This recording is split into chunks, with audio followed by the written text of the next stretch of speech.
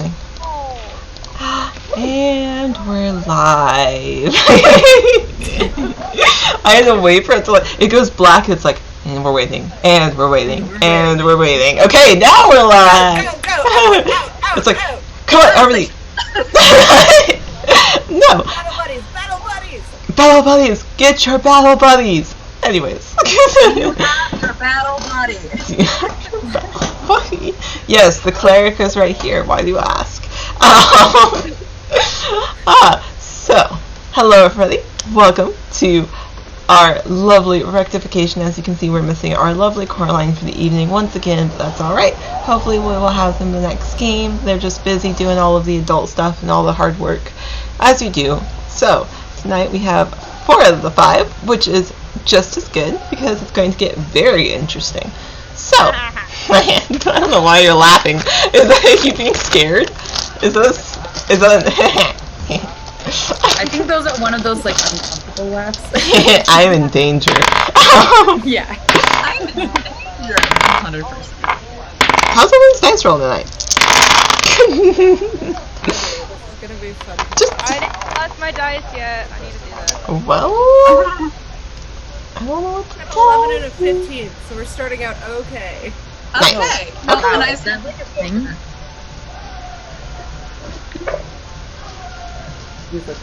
Okay, you're like, okay, fine. Or decent? Okay, cool. Cool. Okay, we like decent. Okay, so, if there's no extra announcements, I think the only announcement we have is Gen Con, where I will be in about a month with the rest of the cast of Beyond the Realms for the Ice Cream Sandwich, where you will see a bunch of lovely creators that are going, including like One Shot Questers, and TP Corso, and Sarah's Coffee, all those lovely guys. So if you want to come and see us, we'll be at Gen Con in person playing an episode of BATR live, which will be a lot of fun. That is, I think, our only announcement, unless any of you have any extra ones. So I think that's my only one. No? Okay, so I will jump right into our recap then. Last time on the rectification, the last 2 episodes have been very interesting. One where the party got to meet Elia Vanette, which is the noble household of Dampiers, who may or may not run crime in this country, and now the party owes them a favor, which is lovely. But last game, we got to see our party go and hunt around, well, at least 3 of the 5, Cersei, Ralford, and Raven, getting to hunt around for some missing books that had been checked out from Raven's mother's library over in Ekans that had been missing for various lengths of time and different titles, like Beauty is in the Eye of the Beholder, just a couple of missing books that Raven very graciously went hunting for her mother. Upon interacting with each of those characters that they met, they got to meet a displacer beast named Fluffy, who was very territorial, and his lovely owner had no idea that he was a displacer beast in the first place. And then we got to experience a little bit of the party just getting to run around, not quite a shopping episode, but just some exploration of the world, as you got to go to a new temple and see some of the different types of deities and worship the different deities and different gods and goddesses there, as well as interact with somebody who apparently knows Raven's mother as well, being somebody at the temple who seemed to be a priestess. Yes, Helen. And Helen was very sweet and told you to tell your mother hi. Ellen was very sweet. And she was an ASMR, actually. So, we got to interact with a Furble, a Tiefling, a Halfling, an ASMR, and a human. They were all lovely. They were lovely. They were fun NPCs. But, as the day progressed, eventually, the 3 of you went back to the Blue Lantern Inn, where you met up with Talos and Coraline, who had spent the day doing various tasks themselves. Talos, you had run around kind of looking for who was supposed to take this blood diamond from Aaliyah off of your hands, eventually being able to sell it and getting your commission money, as well as sending on the rest to GLaDOS, your leader. Coraline was off doing who knows what, as sometimes she gets herself in trouble. But the important part, Baby girl. sweet baby. Sweet baby girl.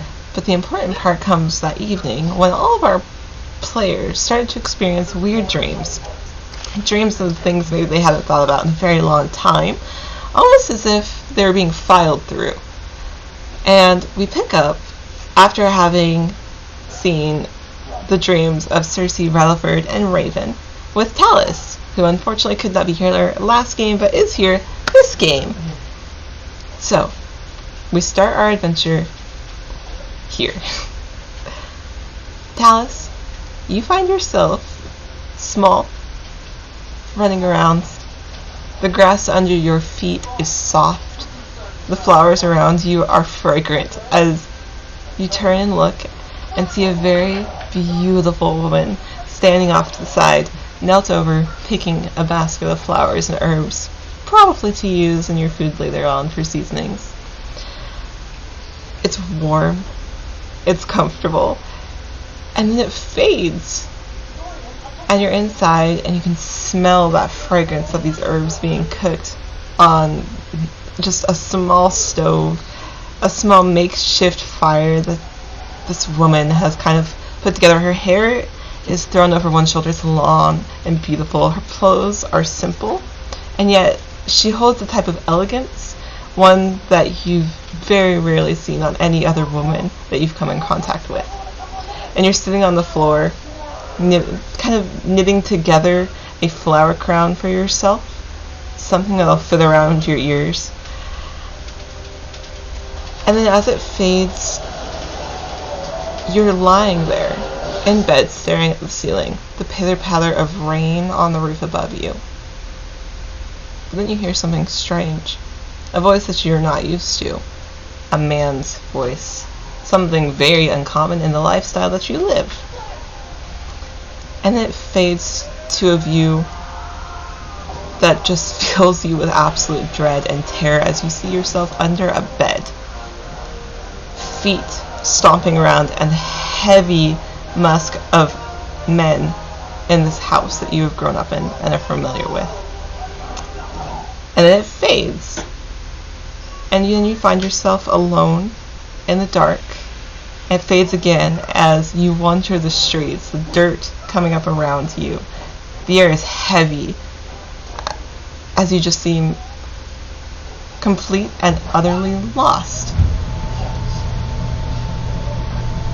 And as that fades, you eventually come to a town where you hear the hustle and bustle and the voices of people unfamiliar, looking for one particular voice that you have yet to hear. And then you stop journeying. And everything is dark and quiet. Goddamn, I've only been gone for a week. What the hell? You're like, wow! Wow! Trauma? What do you want from me? My God. Wow. So how are we feeling? Talus is definitely waking up quite disturbed and disoriented. You're gonna try to wake up? Yeah. Roll me a con save.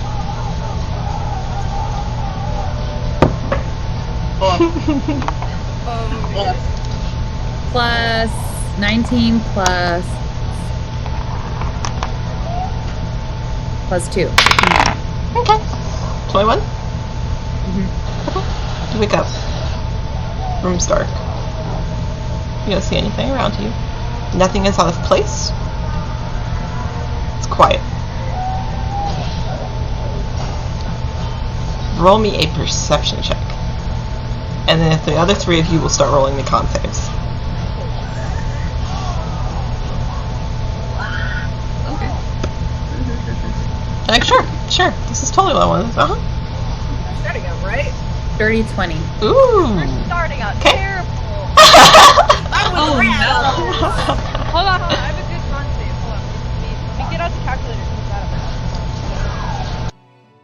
up. Okay, so unnatural 20 on perception. Cersei, how about your con save? 14 plus 3 is that 17. 17. Okay. Raven. Total of 5. 5. Cool. Alright, Rutherford? You guys failed me. How sad. I'm sorry. 9.6. 15? Okay, cool. So, Cersei, you also start to wake up. And once again, same as Talos, the room is dark. You see nothing out of place. Things are just a little quiet. Rutherford, you're kind of starting to wake up, but you're not quite there. You're whimpering in your sleep. You're kind of confused as you are almost trying to hold on to the feeling of that embrace that you previously had. Like you're reaching out, you're trying to keep it, but you're not waking up. Raven, you're experiencing that same feeling of getting lost in an unfamiliar library, where you're wandering the halls of books and books and books, and you can't find what you're looking for. You can't find anyone, and you feel utterly alone. That's terrible. I like how you're like, wow. Wow, okay. I'm sorry. Fine, I'm just gonna wander around school, man. Like, well, I can't find the extra long history of doors. Okay, no extra long history of dwarves for you. Tell us, you, with your perception check, don't see Coraline in her, like, you realize you never saw Coraline come back, in your late night evenings. You don't remember seeing Coraline. You assume she would have come back, but if I recall, you two are sharing a room, and you don't see her. Is she's not in the room? No. No, she's not. Oh! You look over to her bed, and you realize it looks like it hasn't been slept in at all. Oh. Cersei, as you're waking up, this room's dark. It's a familiar room that you're used to in this inn. You've stayed here 2 nights now. Seems the same as you left it. Your dress is still folded off to one side. Your pack is on the floor at the foot of the bed. It's quiet. You hear the familiar sounds of outside.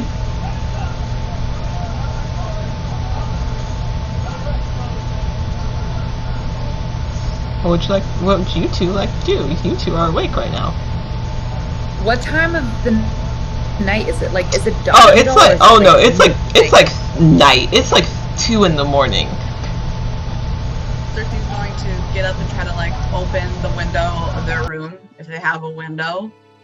Kind of You stick do. her hands out the window into the moonlight, kind of just like, she's just staring at her hands, just kind of looking at, like, how they're finned and everything, and the faint color that she can see in that night, and just kind of keep looking and looking at them. The moon shimmers against your skin tone as your scaly skin like reflects it back at you a little bit. And it's that familiar shimmer that you're used to. Hands seem normal. You don't have any trouble moving your fingers. It's just you.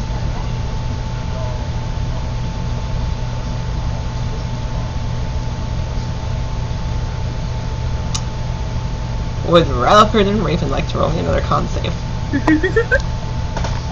for a different set of dice now?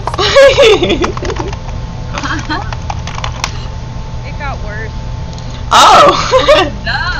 It's a 9. Okay, 9. Great. An Oh 8? my god. Oh no. Well, my first one, sorry, I rolled 2 and then I rolled a 5. And I'm still not doing great. I really wanted the extended history of dwarves. You really do. Okay. Oh no. God damn it, you two. I'm sorry! You're fine. I was just like, oh, well, okay. So, Rutherford, you're attempting to recall that warm embrace. You're attempting to get back to that person. You're trying so hard to find that light in the darkness that now surrounds you. And you see that you're standing there, and it's dark. It's quiet. And you look up, and you are surrounded by treetops. But it's so quiet, you don't hear a thing.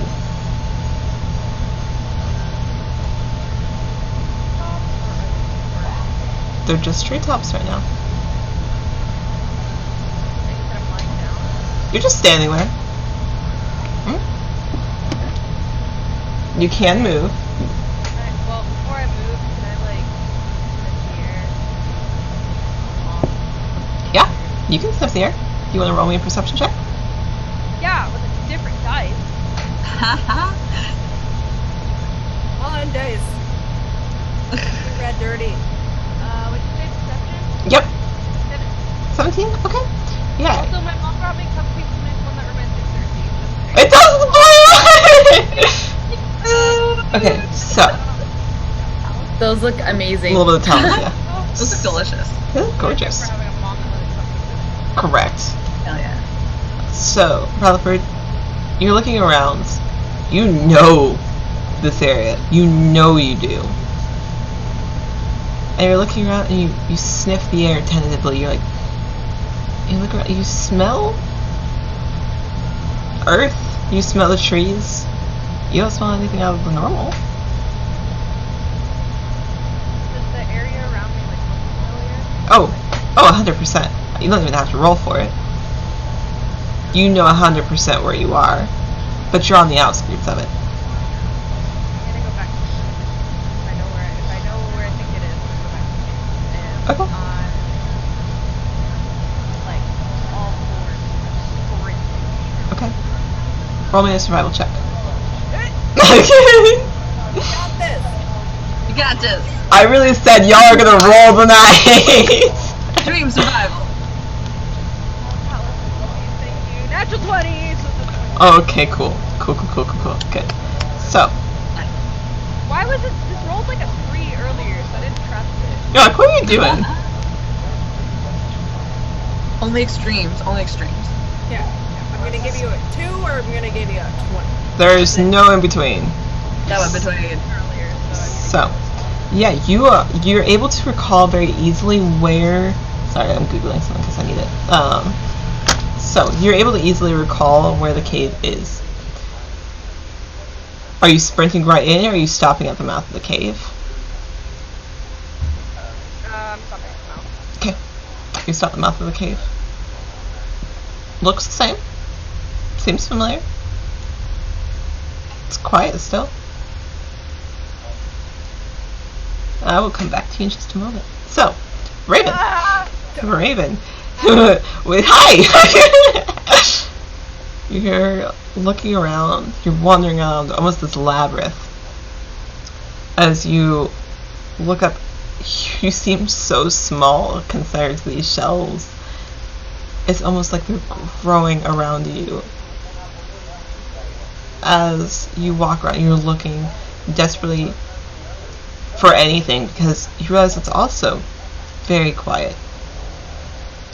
There's nobody around. You don't even hear the footsteps of anybody else wandering in these halls. And it seems endless. What would you like I to do? don't recognize this library. You don't.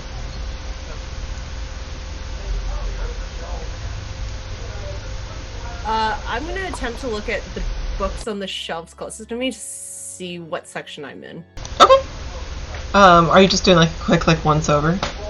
I'm just gonna look at like the closest shelves and like read a couple titles to try and figure out like what section I'm in. Okay. You look at a couple of titles, you just quickly glance over them. You seem to be in like the instructional spells section. Like if you were a wizard and you wanted to learn something new, this is the section you would go to. Okay. I'm gonna attempt to pick up one of the books. Okay. You pick up one of the books. Open it. It's blank. Like, do the quick flip through. Is it completely blank? It is completely blank. Put it back. Grab another one. Same thing. It's blank. Raven is now realizing something is very wrong. She's gonna try to go sprinting as far as she can down. Okay. The hallway. Okay. You sprint down the hallway. Salon. Eventually you come around the corner. You might buy another row of books. Same thing. Pulling one off the shelf, opening it. It's blank. Looking for. Will you roll me a perception check? Come on. Give me something. Oh, we are not doing well tonight. That's a total of 6. Okay, I'm gonna give you advantage on this one, so go ahead and roll me again. Roll me with advantage because this is something. This particular roll is not a high DC for Raven. Nat 20. Oh my god. Okay. Cool. Okay, so Raven, you sprinted down this hallway. You tear a book off of the shelf and you flip through it. And it's blank, just like the other two that you were previously checked, and you realize these titles are generic. These titles are fabricated. Like if you were going to make up a fake book and throw it on the shelf for decoration, this is maybe what you would call it. And then you realize you've never read any of these books.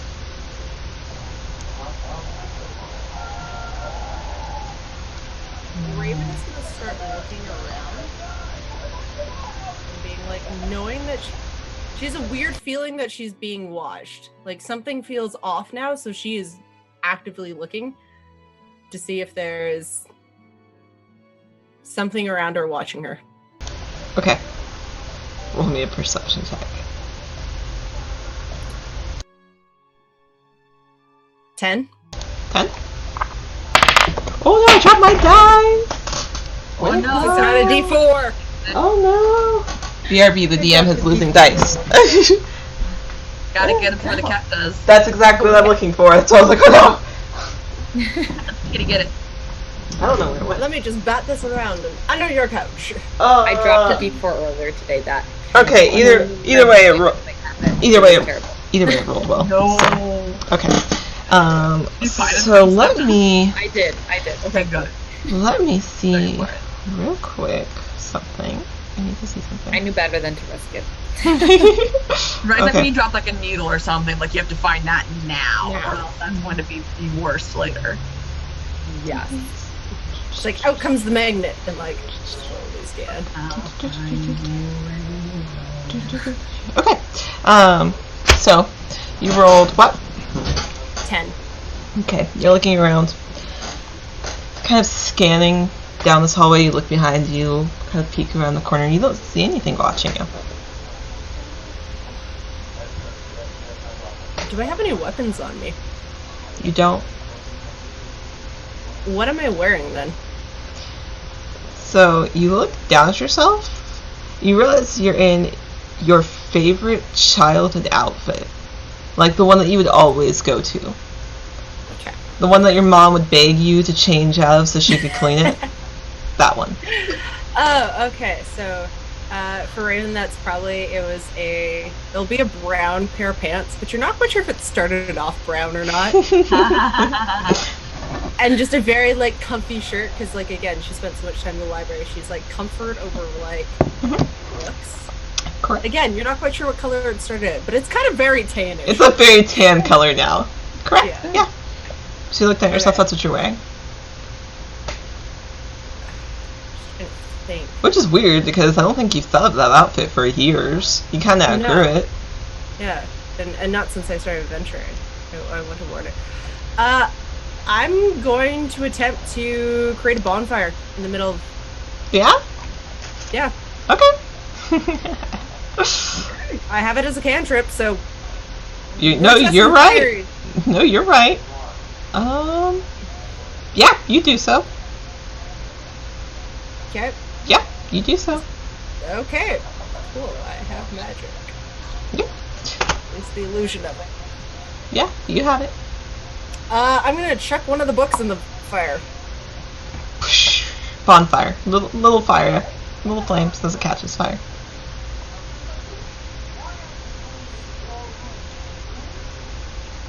Okay, she'll quickly, like, snuff out the bonfire. Okay. Snuff it out real quick. And she's gonna attempt to walk down another hallway, this time really trying to pay attention if, like, something else catches her eye, or if she, like, can see something magical. Roll me another perception check. And then depending on that, I will move up to Talus real quick. Oh, come on, dice, please. That is a 10. A 10? Nice. Meets it beats it, so yeah, okay. So I also rolled a 10. You, as you're walking down this hallway, it opens up into another hallway, like almost like a T, like you're walking down a hallway and you can go either right or left.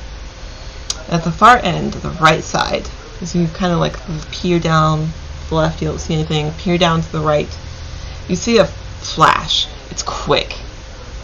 And footsteps. Small footsteps running down the hall on the other side. Going after the footsteps. Okay, you can run after the footsteps. And I'll come back to you. Talus, you've woken up. You've realized that Coraline is not in bed, in the bed beside yours. You've just had a very strange dream of memories that you've tried very hard to bury. What are you doing?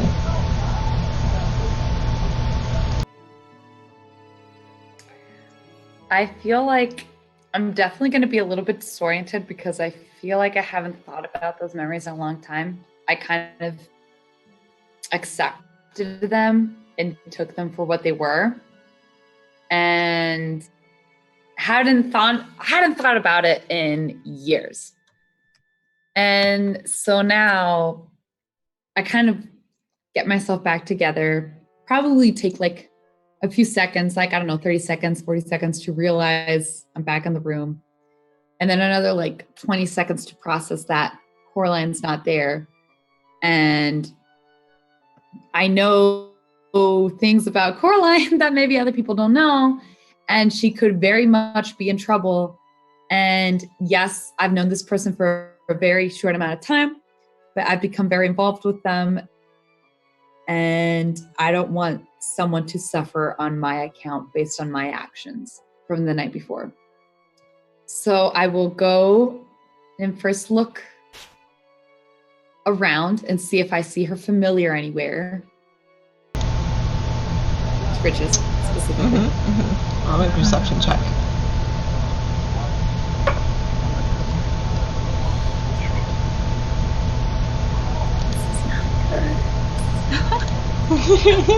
Can't be any worse than the way I'm rolling. 4. Oh, maybe it can. You know. Okay, so Talus, in your disoriented state, you've just had a very hard thing come back to the forefront of your mind. Something that you were not expecting to see again or experience in that capacity ever again. So you're a little disoriented, and while you're like, oh, where's Coraline? Where is she? You're still very much thinking about being stuck under that bed and wandering the streets alone. And it's kind of more at the forefront of your mind than maybe where Coraline might be at this moment. Cersei, what you doing? You were looking at it and make sure your skin color was still that teal that you're familiar with. This bounces off your scales. She's gonna kind of tuck her arms back underneath her and kind of just lean out the window for a while, then kind of look back in and over at Raven. Does Raven look distressed in her sleep, or is she just like dead to the world kind of sleeping? How does Raven normally sleep? Raven would be like a somewhat heavy sleeper. All you hear is like, it's not quite a full snore, but she's like kind of snoring. Like it's that like that nice heavy deep, yeah. Yeah, that she's she's fell asleep in some weird positions before, so she looks kind of awkward, but you're like, yeah, that looks normal. You're like, yeah, that's fine. She's probably not gonna have a crick in the neck, hopefully, in that position. We hope so. Pretty much. Okay. Good idea. Put both of the heavier sleepers in the same room. They won't notice anything. Nothing. Yeah, so Raven seems to be okay.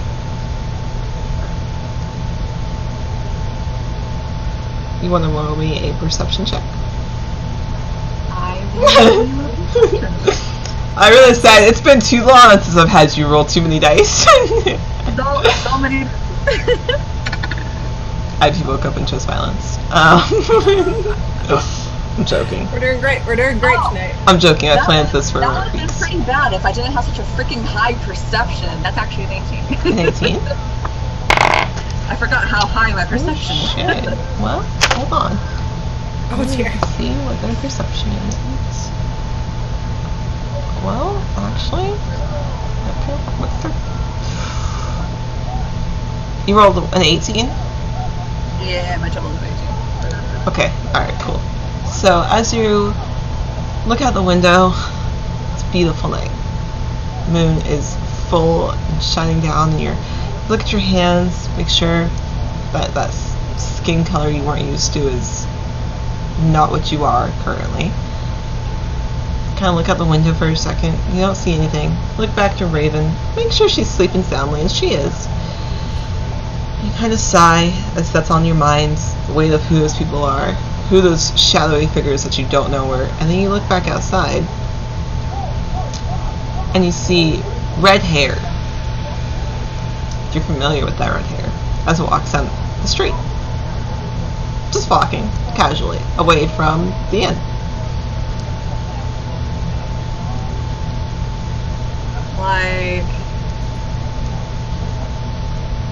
Like curly half red, half elf hair, or like curly, Yeah. that's my goddess red hair. Nope. Curly red half elf hair. Curly red, half elf hair. Very specific. Very specific. Is she just walking down the street? Yeah. She seems casual enough. Yeah, that's pretty dang curious. I think Cersei is going to get it in her head to slip out of the room and try to run out into the street to kind of see what the heck is going on. Okay. Didn't see her the day before. I was like, okay, go. Nope, you really haven't seen her the past day and a half. Just a little weird. I'm gonna try to go and check up on her, see how she's doing. Why she's okay and walking. Dallas, will you roll me a perception check to see if you can hear Cersei leaving the room? God, fingers crossed. 18. 18? Okay. Yeah, you hear Cersei, or at least Cersei's door open. Just a little creak. Just a bend in the wood underneath her feet as you hear footsteps leaving down the hall. I would definitely open my door as quietly as possible. Okay. And see what's happening down the hall. All you see is Cersei just slowly closing the door, attempting not to wake anybody else up, and walking down the hall. I would like to sneakily, without her realizing behind her, follow her. Roll me stealth. Alice, I would like to roll. I would like to rogue, please. Of course you would. How I'd bizarre. like to one rogue, please. Oh my god. That's a pretty good roll. What'd you get? Hang on, let me add it up. I would like to rogue. 29. 29. Heck. Holy crap! Heck. Cersei, do you want to try rolling?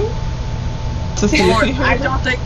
Sure. Roll me perception, and we'll see if you can hear this roguey being very roguey. I'd like I don't notice. What'd you roll? It's a decent roll, but it's not gonna be a 29. What did you roll? 11 plus 7, so that's going to be another 18. Okay, yeah, it's a decent roll. Your mind is a little focused on seeing Coraline out at 2 a.m. walking the street very casually. Talus, you are Talus, you are quieter than a mouse. I don't know how you've managed to make this floor no longer creak to the weight of your feet. But you are dead quiet. Ignition of possible music. Yeah. I'll come back to you two in a moment. As more like Pink Panther. a little bit. Music. Oh, Any tune that's in my head is from Sneak music. Yes. So I will come back to you two in a second as you are following. One of you is following Coraline. One of you is following Cersei, following Coraline. Rattleford, you have entered, or at least you are standing in front of the mouth of this cave that you're familiar with. Very quiet. Can I'm gonna do a thing. Hold on, sorry. My child is trying to write The mochi. can I howl into the night? I like that. I roll for howl. Yeah. Yeah. Just see if I get a response. You don't even have to roll for it. You can just do it. How loud are you doing it? Okay, you do so. Sorry. Like, No, you're okay. You're okay. Mother, I crave violence. I would like to, like, while we're listening to silence, I would like to, before entering the cave, I'd like to just stand there, howl into the night, and see if there's a response. The only response you get is the reverb and the echo of your own howl back at you in the entrance of this cave. I don't know if I'm gonna. Hold on. Let me feed the small child. You are totally fine. You are totally fine. Rude. That's fine. I can leave you all in suspense longer. It's okay. I'm gonna flip. Now that's a DM statement, right? I'm okay with just leaving you in suspense. It's okay. Right, It's alright. What? It's fine. I'm gonna No, cut. it's fine. You're gonna go in? Yeah. Okay. You go in.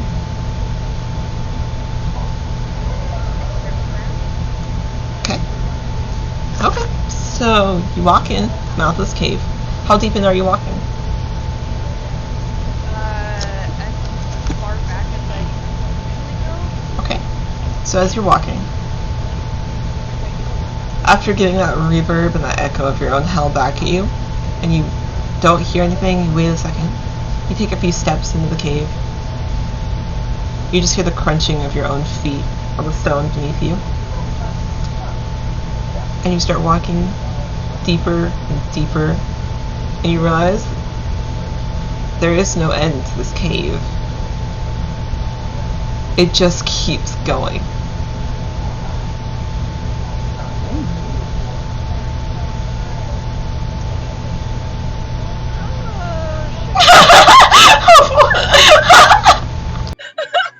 One, I keep going. The symbol, I keep going. I circle back.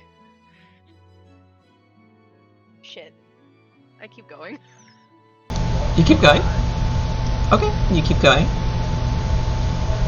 Further, further. And then eventually you look back and you don't see the entrance to that cave anymore. As you look around, it is complete and utter darkness around you.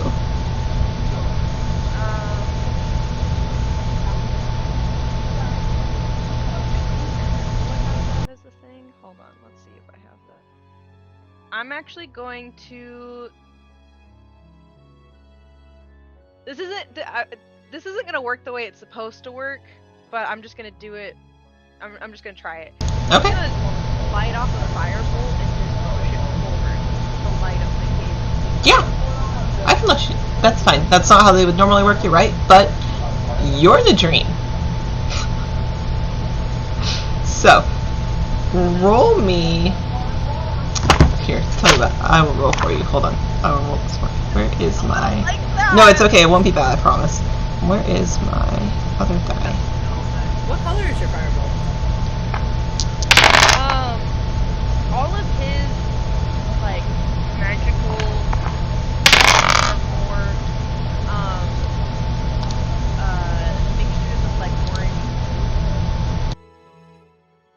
like the it's almost like how regular fire is. The hotter the flame, the more blue to white it is. Yeah. So like the inner circles of like firebolt or witchbolt or anything, like the inner sides of the magic are blue. And then the outer bits are like an orange gold. So I rolled a d100 to see what the like the possibility of this actually working for you was, and you got a 99. So I was like, "What you doing, dice?" So Did I say yes? did I say yes? That's violence. I said, let me find her. So you, as you're just hearing the crunch of the stone and the rocks and the dirt beneath your feet, a path you've walked dozens of times at this point, but never quite this far. As you look back and see there's no entrance to the cave anymore, you decide, well, I may as well keep going. She might be there. You shoot off a firebolt, and it just goes and goes and goes, and eventually, gone. Just vanishes out of thin air. Alright, I'm gonna try a different thing. Okay. I don't think like, you know, it's one of those like lucid dreams. You kind of tell like, okay, there's not something right, but it can't exactly pinpoint the dream, so I'm gonna try something. Correct. That's what I'm thinking. Din's like, alright, it's a dream, let's try this, but rattle through thing. I just want my waifu. He's actually going to stop. Now that I'm seeing that this is going on and on and on, and I can't see it actually stop. He's going to sit down. And he's actually going to start meditating and thinking of his patron. Well, I mean, I say patron. He doesn't actually have like Patron. for You're looking to the deity that you. yeah, for my and thinking of her in the moonlight and of the moon, and sort of visualizing from the moon standpoint where I could possibly view in this forest that I'm so used to searching for her. What's your passive perception? Not good. Like 12. That's fine. 12? It used to be like 8, I think. It was Okay. really bad. Okay. 12. That's fine. I'm gonna do this, and I'm going to move on to Raven, just so you're aware. So, you're standing there, you're meditating. You're like, okay, I'm gonna focus on this. I'm not gonna focus on the strange things that are happening around me. I'm going to focus all of my mental fortitude on this one thing. As you're sitting there, you're meditating, your eyes are closed, you're just controlling your breathing. You feel something this close to your face. Is inches from you.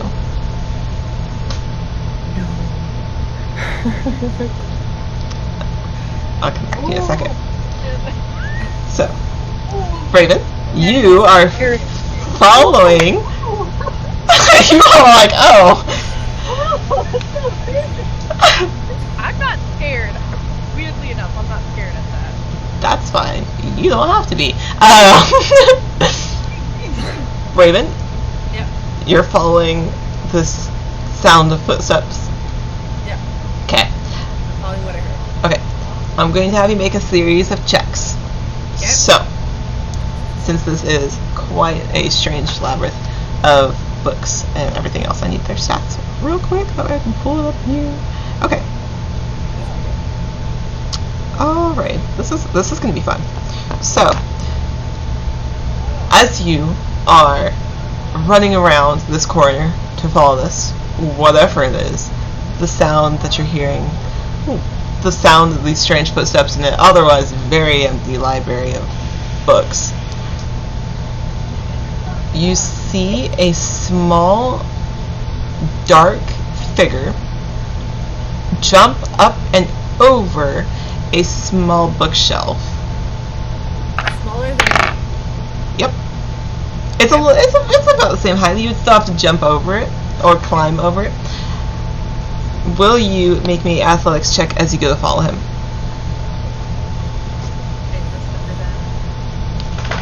We are Raven is going to not do anything great because that's an unnatural one because I rolled a 2 and Okay. Oh no. Okay, so you're looking ahead of you. You see this figure, this dark, shadowy figure, small, and in your mind you're like, okay, what could it possibly be? What have I read about? What have I seen? Like, what am I following? Like, what should I prepare myself for? You're so focused on that you misjudge and miscalculate the size of this actual bookshelf as your foot catches the side of it just enough where it trips you up. You don't land on your face. You're able to kind of catch yourself as you fall and get over it, but they're just that much more ahead of you. They continue running. They're darting around the corner. As they're darting around this corner, roll me a dex. just straight dex or a dex save? Roll me a dex save. Okay. That's much better. 15. 15? Okay, yeah, that's much better. So, you're like, okay, oh, that was a little rough, but I'm good. I can keep running. I've got this. As you keep running, and you dart around the corner, grab the side of the bookshelf as you fling yourself around it. You're coming around the corner. There's still at least 50 feet ahead of you, as it is a straight line.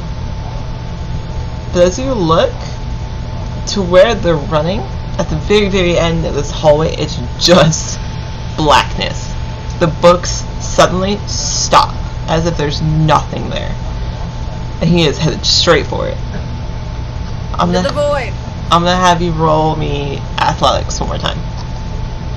Come on, be better than last time. 13. Okay. Well, meets it, beats it. So, because they also rolled a 13. So, as you look up, you see just this inky blackness in front of you that they are headed towards. You're like, okay, this is my last chance. I've got to grab them now. I need to get them before they get there. Make me a performance check for how you managed to tackle them. Who is they? Look, who is them? Who is them? 16. 16. Okay, well. She's read about football tackling at one point in their life. So, as you're like, this is my last chance. As they are about to step off into that void of this just black, inky darkness, you're like, no, we're not doing this. Not after all of that. You run. You do a leap and tackle them straight on. It's solid as you feel it connect. Your arms wrap around their waist and you're able to haul them back as you both tumble to the floor, and he goes rolling with you as you have him in your grasp. Roll me a strength. I want to see, because they're going to attempt to struggle against you. So roll me a strength. Just strength? Yep, just a strength check. Raven is not the strongest one, so that's a 4. Oh no. It was so close too, because he only rolled a 6. -1 on my strength. It's like, I know the concept of strength. I am just not.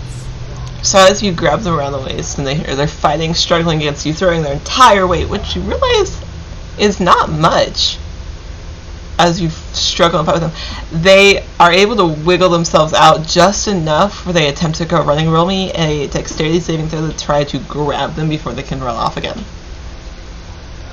Maybe. 14. 14. You are able to quickly grab their arm and haul them back to you and hold them in place. And as you do, you realize that this figure is not tall in the slightest. They're maybe 4 or 5. They're smaller than you.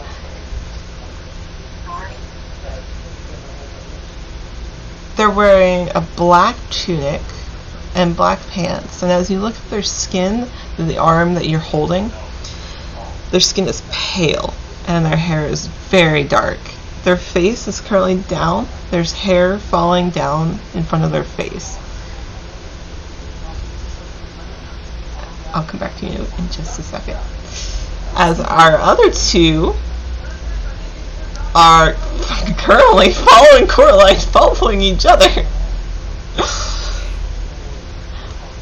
myself conniption. So, Oh, my lord. oh, it's fine. So, Cersei, you are following what you think is Coraline, like, being very strange, walking the street in the middle of the night for no reason. What are you doing when you get down to the street that she was previously seen on? When she gets to like the street, she's just gonna try to chase after her, try to catch up. Okay. If she can get into like a good thing, so she's not yelling in the middle of the night and being That person. trying not to be that person, but like when she gets close enough, she's gonna be like, Coraline. Okay. Okay. She turns around. She kind of smiles a little. She's like, oh, sorry, I was just taking a nightly stroll. What are you doing awake? Dreams. Didn't really feel like going back to them, so happened to see you going off. Thought I'd join you. Oh, she kind of shrugs, kind of like gesturing like she's inviting you to walk with her. Right. Okay. Talus? I'm suspicious. What do you want to do? I want to follow them from afar, but Okay. enough to maybe be able to like listen. Okay. Like, what's going on? Why is Coraline in the middle of the night walking out on her own? And why is Cersei out of nowhere, conveniently, right next to her, right when she was passing by, even though Ava knows it's a coincidence. Talus doesn't know it's a coincidence that Coraline is Talus is together very right now. Talus is very sus. That's very fun. It's very funny how suspicious Talus is naturally and how unsuspicious Cersei is. I'm not gonna make Talus I'm not gonna make you roll for yourself again since you got a 29. I'm going to I'm going to reward that and let you have it. So you follow the distance, and the three of you, two of you known to Cersei, just walk. Coraline just walks. Seems to be. Are they not strong. talking to each other at all? Cersei? Coraline does not start any of the conversation. Susie would try to do a little bit of small talk, but if it was like quiet answers, to be like, "Oh, we're doing one of those thoughtful things." Cool. It would be quiet answers. Yeah, that's mostly what you get. Quiet. Yeah, that's mostly what you get is quiet answers. Just kind of small talk. Talus is Talus in the background is like, what are you doing? So, okay. If you two are just gonna walk for a little bit, I'll let you walk for a little bit, and I'll go back to Rutherford, who currently has something inches from their face. But something that's weird, as you're standing there, you don't feel a breath.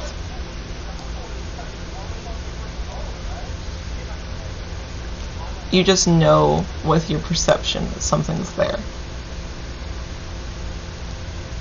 You're muted, love. Maybe? There you go. Now I hear you. It was being strange. Do I smell anything? Change, different? You know what? Let me see. I don't think you do, but let me double check. I'm sorry, I'm just laughing at the fact that it's potential that the DM is rolling for BO smell. I mean, roll for BO. Why not? It's more of. This is what crossed my mind. It's more of I have to think what this would smell like. That's why I'm like, that's a good question. I gotta play the characters that's gonna make things Okay, okay. What are my senses based off of? You know that smell after the rain in a pine forest? It smells like that. It smells like heavy pine. It smells like heavy spices almost. A little bit of like a heavy musk to it. spices that have been sitting out too long. Maybe a little stale.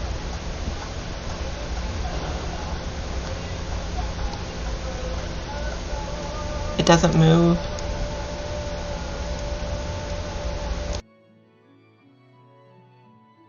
Fuck it. Cause I'm like blind right now. I can't see anything. Or did I say my eyes are closed? Your eyes are closed, yes. Yep. I'm actually gonna keep them closed, and I'm just gonna. What are you? What language are you saying it in? That's a good question. I'm going to. I'll say it in common first, and if I get no response, I'll do it in deep speech. Okay, you don't get a response. You don't get a response. I'll switch back to common.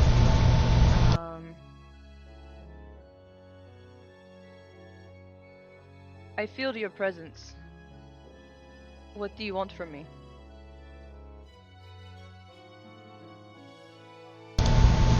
No movement, no comments, no answers. You can feel it's still there. And then your ears kind of twitch as you hear a shift of dirt under its feet as it stands there. You open your eyes? Okay. So, you open your eyes. And before you, knelt down, hands behind their back, kneeling over, in your face, is that same black tunic, black pants, long black hair. They have deep, deep purple under their eyes.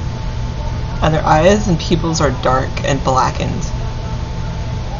As a 4'5", you wouldn't say child. That's the best thing your mind can equate it to. Is standing there, just staring at you.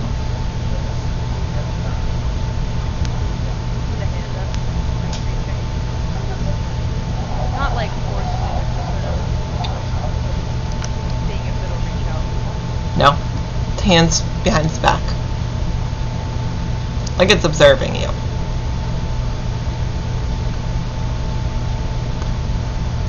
Do you want to roll me another con save? Sure, that's fine. Cool.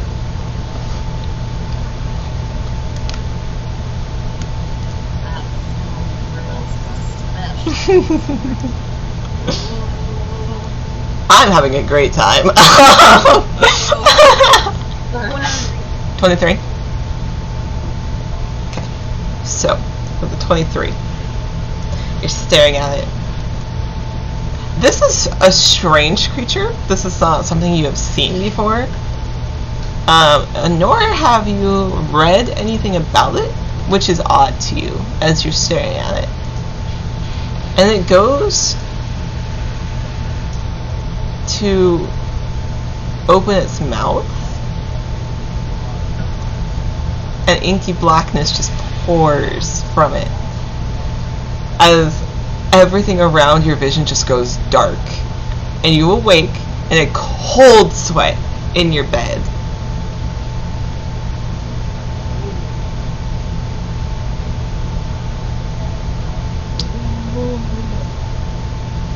I'll sort of sit there and contemplate. A little more mad at myself that I didn't have time.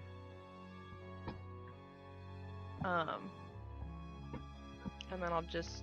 You said it's like middle of the night, right? It's probably like 2:30 now.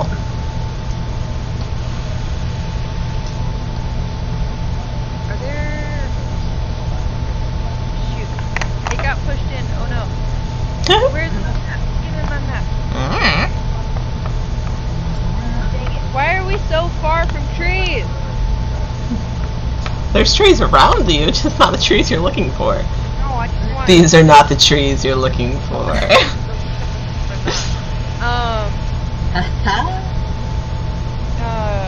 There's like a patch of trees a little south. Yeah. From Will. Yeah. I'm gonna wake up and put my armor on and everything, and I'm actually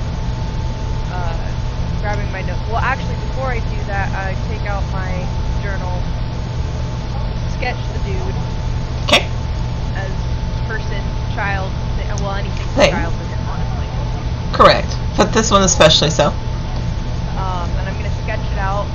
I'm gonna do two sketches. One of it when I first saw it, and the other one with the black coming out of it. Okay. And then just take a walk. Okay. Take a walk. Cool. Okay. So, I'll come back to you in a second. So, Raven. Raven is now alone.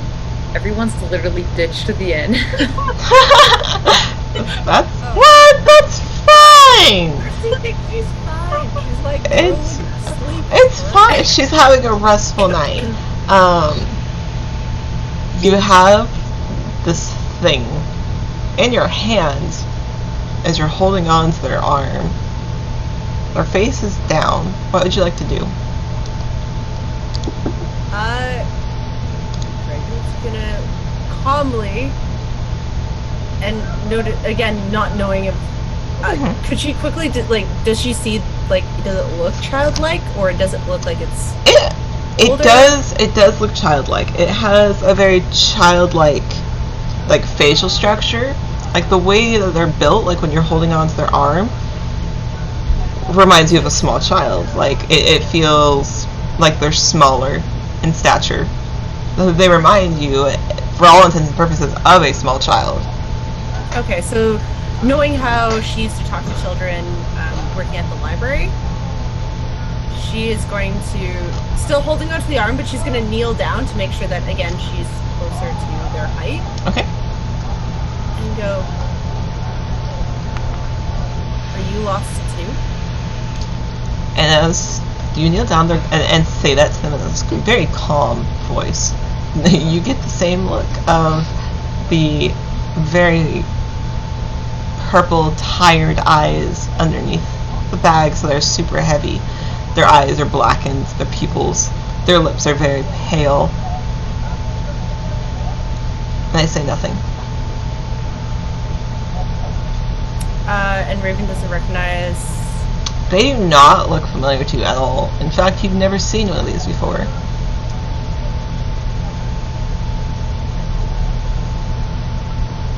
Still holding on, she's gonna, like, look and try and get, like, direct eye contact at Okay.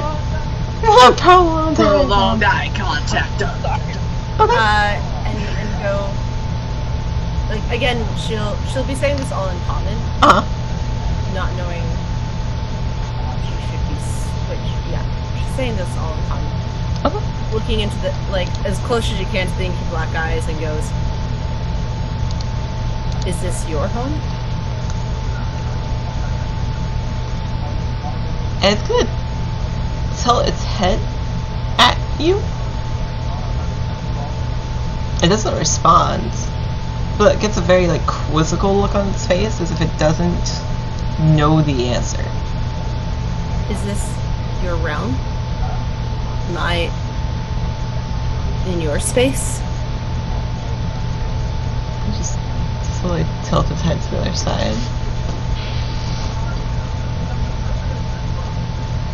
Did you bring me here?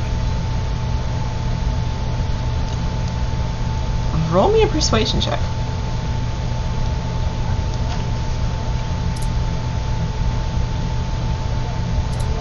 $19. 19.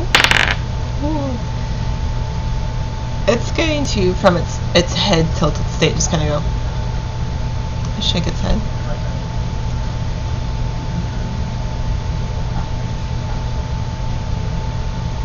Am I invading your space?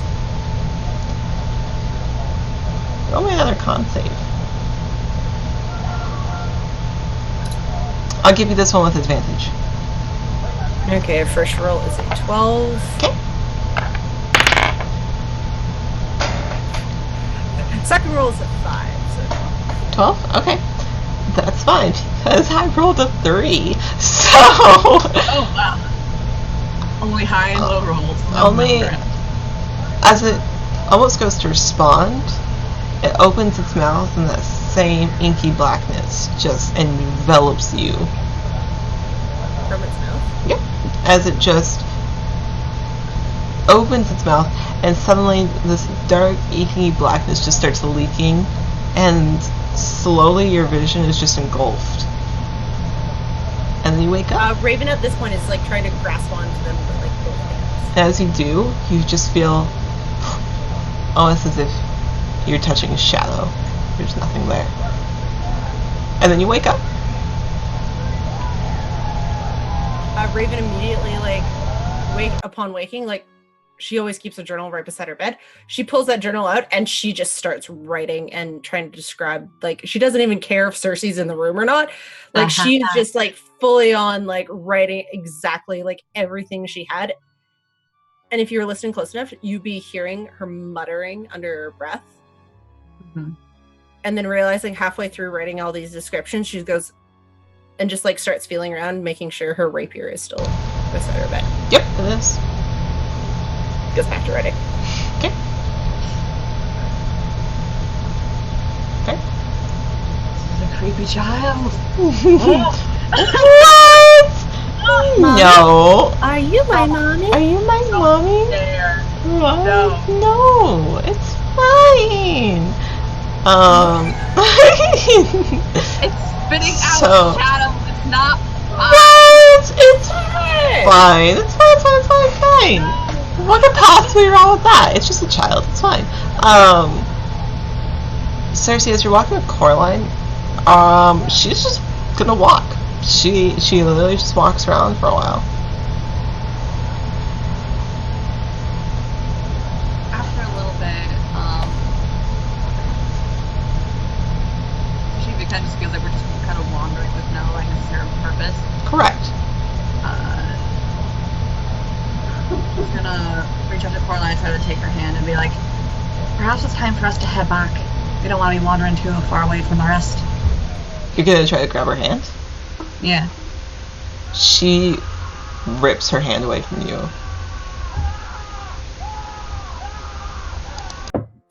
Sorry? That's weird. You don't have to roll for it. It's weird No, that's because weird. Coraline, with all of her bubbly, cute, has never done that to Cersei in all the time that you've known her. Tell us, you as you're watching these two interact, it strikes you as odd immediately. Coraline will put her arm and her hand back down by her side and just continue walking. I'm gonna interject at this point. Okay, what are you gonna say? I'm gonna say, Cersei, Coraline, why are you walking around so late? We should really head back. We have a long trip ahead of us. We need to get a rest. And I'll reach out for Coraline's arm to try to like kind of push her towards back the direction we need to be.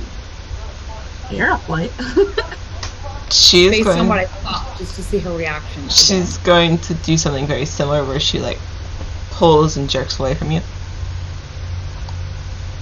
I'm gonna grab her. Like grab her Really? wrist and say, Coraline. Like not aggressively, but like, hey, what's going on? Okay, let me see here.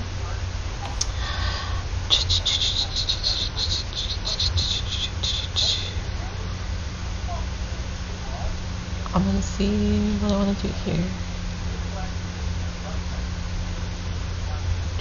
Okay, so something strange happens when you grab her wrist.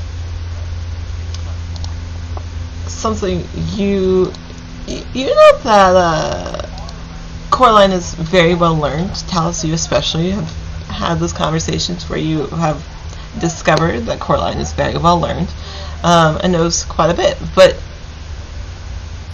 something strange happens when you grab her, because in Infernal, she tells you to back off. Well, shit, I don't know what she just said, so I'm You gonna don't. keep going. But you've never heard Coraline talk like that. I don't know what you said, but I'm pretty sure that wasn't very nice. All right. Hang on one second. I need to see my sheet. Okay, so while you two are figuring what the hell to do with that, Rutherford, what you doing? You just walk into some trees? Yeah, I'm making a point to walk to that set of trees, something nature, foresty, whatever, just to like ground myself almost. Do you walk out the front door of the Blue Lantern Inn when you leave? Yeah. Okay, so you look down the street. My old rogue character, I would have just gone out the window. Yeah, But he's a I little... guess. Okay, so you look down the street and you see at least Cersei and Coraline. You don't see Talus at this point, as she is still in hiding by the time you had left. But you do see those two. There seems to be no sense of direction in the way that they're walking. It's just a thing you note as you leave town. Or leave to go find those trees. He'll start walking, like he'll notice it, but he's like, and he'll start taking a few steps towards the forest, and then it just is bugging him too much, and then he'll like turn back around and start walking towards them.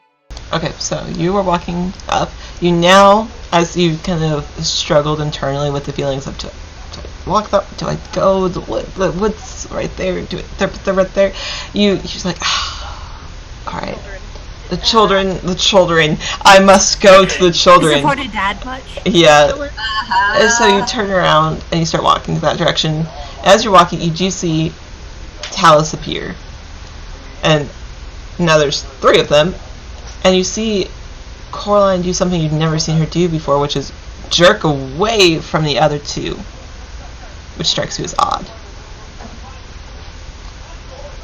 Raven. Oh god. Raven, Down you low. are up in your room, writing Yep. frantically. Are you doing anything else? After checking on her weapon and then go back to writing, she has an odd thought. She goes, how do I know I'm still not dreaming? And goes and sit there for a second, and then she looks for Cersei across the room. Cersei's not there. Bed is unmade. She Windows thinks it's- open from where Cersei was previously standing and looking out of it. She's just gonna go stand in the middle of the room and go, like concentrating kind of on like the image of the child and like looking around, going, "Are you still there?"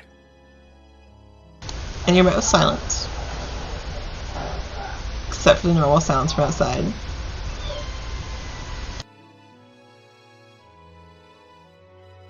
Yeah. Oh.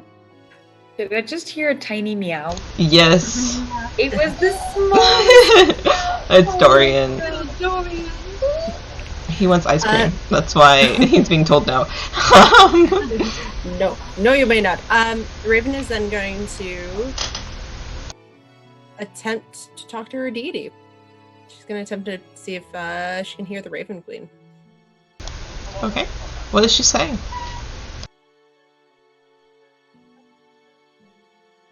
Are you there, or am I still dreaming?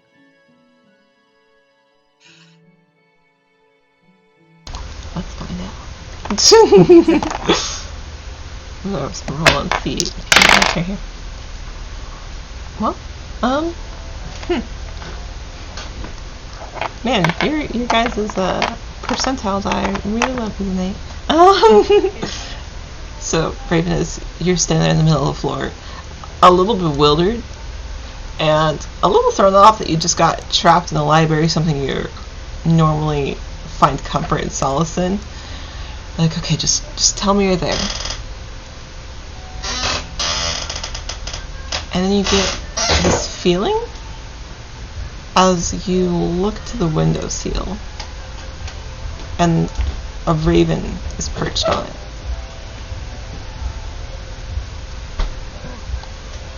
And I know this isn't Scritches. This is not Scritches. Just want to make sure that one first. Nope. Not Scritches.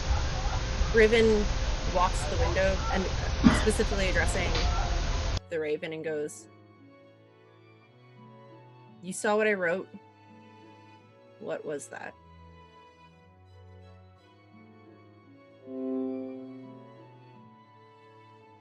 Are you asking the Raven this? She's at this point she's addressing the Raven. Okay. It's weird because they don't say anything, but there's a series of taps as they tap against the window. And you've read enough, you may not know it personally, but you've read enough to know this is Morse code.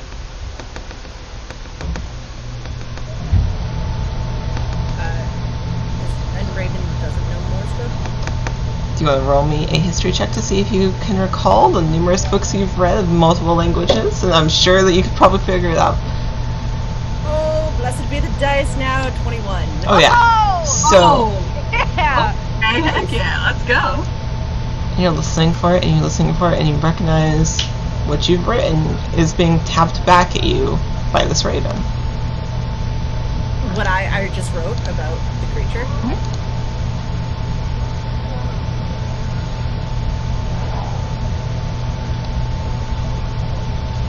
Does this creature have a name? It stops tapping because it doesn't know.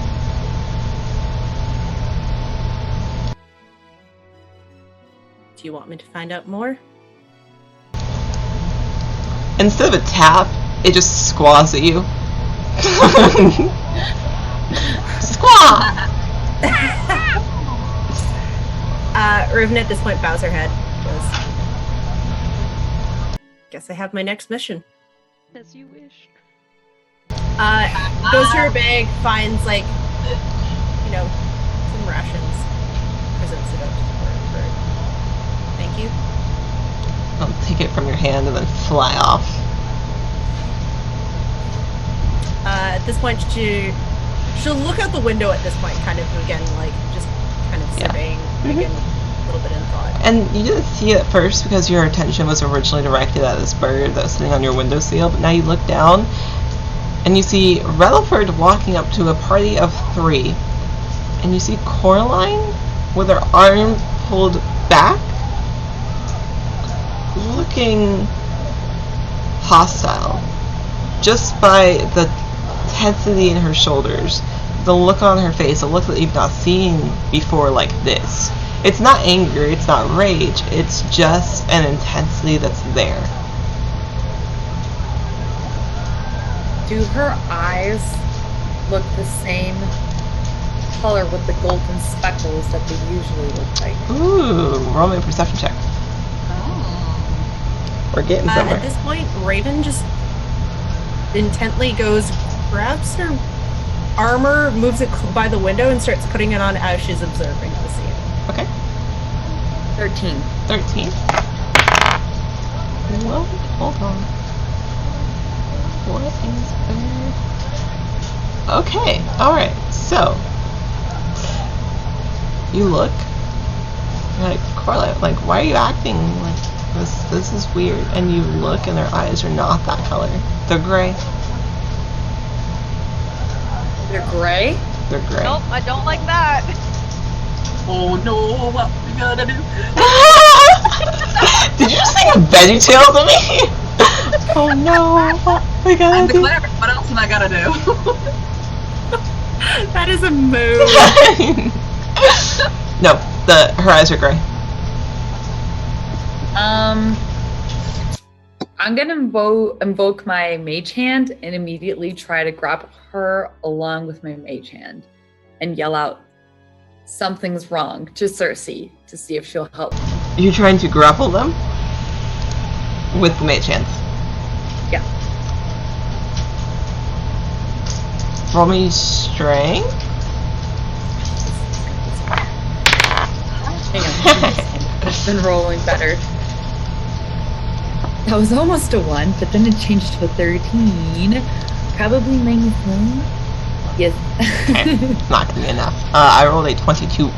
Man. So as I rolled you, a 12. Does my mage hand not help at all? Or like me yelling at Cersei to help?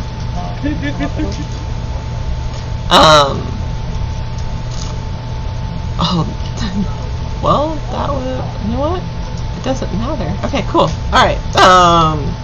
Interesting. You can only do like 10 pounds, right? Yeah, Mage Hand can only do 10 pounds, but even then, it wouldn't have mattered. As you create this Mage Hand, what color is your Mage Hand? Like when you cast it, or is it just that very? I think it's orange, if I recall. Okay, cool. I just wanted to make sure. So as you cast your Mage Hand, you shout over to Cersei, "Something's wrong! Like something's not right." This Mage Hand, it hits them, and just kind of sits there. It seems to have no effect. As Coraline kind of looks down and looks up with a cocked eyebrow. Cersei, you were shouted out that something's not right. Is there anything you'd like to do?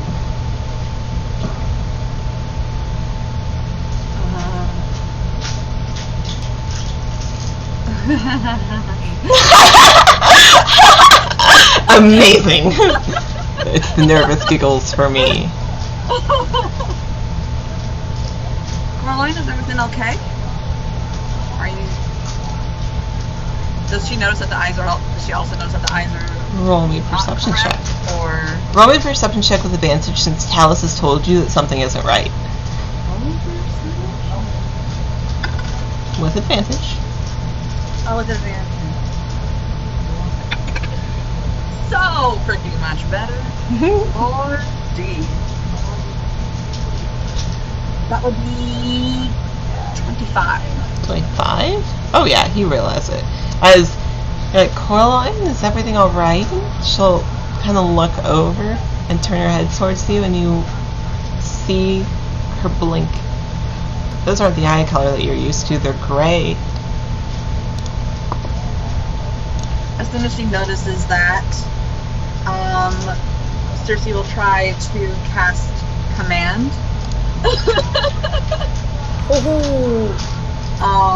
I remember Mage Hand didn't work.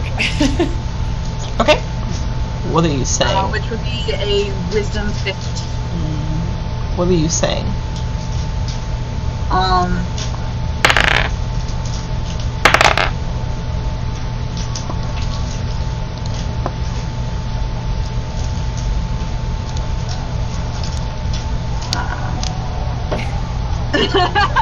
The pressure. Under pressure. Under pressure.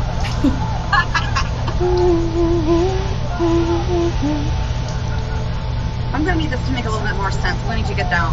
And it's gonna be like the grovel one, but I'm not gonna have her grovel in a theater to fall prone. Okay. Sit down. I need you. Hit the ground. So, Cersei, you're standing there. You see this eye color flash in the street lights as it reflects off, and they're gray, a color you're not used to seeing. And you know Coraline to be a little more extra, a little more tactful than that, especially when it comes to this particular outfit. And you're like, I'm going to need you to get down. And in that down, your voice radiates that magic, and it, you know you said it. But Coraline stands, head held high. Ralphford? here. Yep, I was going to say, Ralphford, it's at this point that you've walked up. And you can see the tense shoulders of Coraline as she stands there. She's not doing anything. But you just heard Cersei say, I'm going to need you to get down. And you recognize a little bit of twinge in that word, that little bit of magic that was supposed to radiate off it, and this figure that you notice Coraline not moving. And I heard them say, like, I've been like slowly walking up, and I saw the Mage Hand. Yep. And the grass and the I need you to get down. Yep. Oh my god, my heart is racing right now. Okay, I'm gonna do a thing and I'm not gonna like it, and Nat's gonna be mad at me later, and I'm sorry. We don't know this is Coraline. I'm actually gonna run, jump over them, and pounce her down. Oh. And be like, Coraline, you need to stop whatever this is, and then I'm going to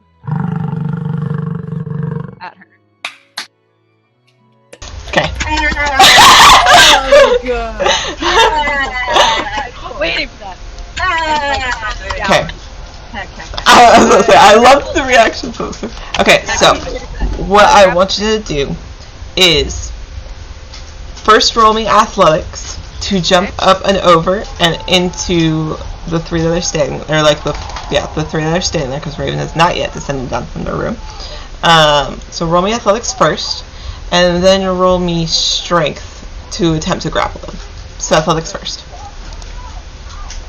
Wait. I want to do a thing. I want to do inspiration. I knew what you were doing. Okay. 26 for athletics. 26? Okay. And then, am I doing a strength save or just a regular strength? Regular strength against theirs. You better roll high. And then, the strength one is not that one.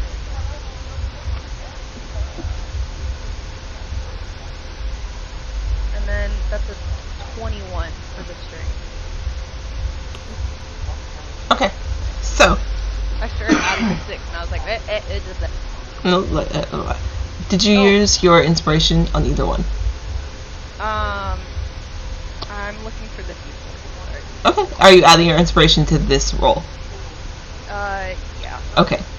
So 21 plus the inspiration, that's a 25. So I rolled I am going to give you credit that it is a good thing that you used your inspiration, because you would have failed it by 1 point. So, you all watch as Ralphford, in a flash, you almost didn't see him coming with the hulking form that he is, quickly run across and jump over you to grab Coraline, who's much smaller, by the shoulders. Are you just pushing them down? Is that what you're attempting to do? Yeah, like, kick, because I don't want to hurt her, so I'm going to kick her knee, like, in, Okay. like, from behind. Yeah, you're kicking in the back of her knee.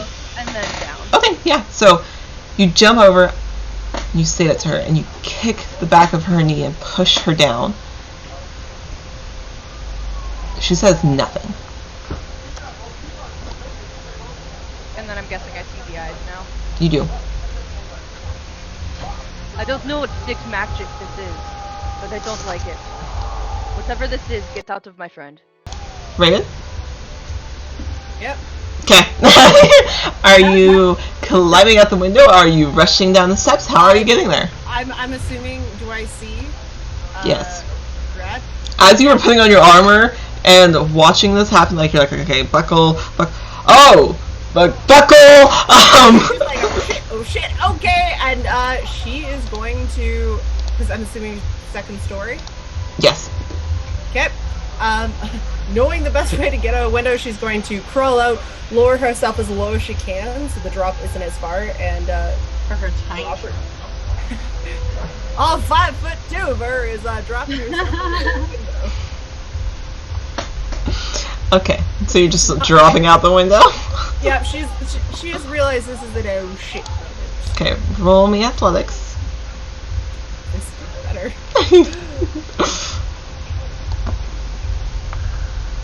It's not the most graceful thing, as that's a lovely 6. It's not graceful at all in the slightest. As you're watching this happen, you're like, okay, cool, but buckle, I gotta like get down there, and you kind of go to scurry out the window, and you're holding on to the window, you're like the window seal, and you're like, okay, great, I'll just drop down, and you do so. But there's stones that are sticking out from the side of this building as your heel catches, just enough to make you just go tumbling down. It's not a hard fall, but it's enough to give you 3 points of bludgeoning damage as you hit the ground on your back, knocks the wind out of you momentarily. Okay. At this point, she like pops herself up and observing the scene. So Rad is currently on top of Coraline. Basically, just holding her there. Kicked her legs out from under her, is holding her by the shoulders. She's gonna draw her rapier Okay. and quickly make her way over to the scene. And she's gonna address Rad, because he's the one on top, and goes, Yep. Rad, am I fighting you or am I fighting Coraline? I don't want to fight her, but there's something that's not right. I don't know what sort of magic this is, but this isn't her. She's gonna then in turn to address Coraline. Does she notice the eyes at this point? Yeah, at this point you are able to see the eyes too. Addressing Coraline, she goes, is this your realm? But that you get a strange face as if they're contemplating quite what that means. And a small, sinister smile crosses Coraline's face as they say, no. It's creepy. What language should they say it in? Common. Common? Well, did you come visit us? Well, no, sorry. Did you come visit me in my dreams? I thought you all hear that. Did you come visit me in my dreams? Every single one of you knows you also are experiencing weird dreams. This isn't your realm, then why are you here? Hey Rutherford, what's your AC? 16. 16?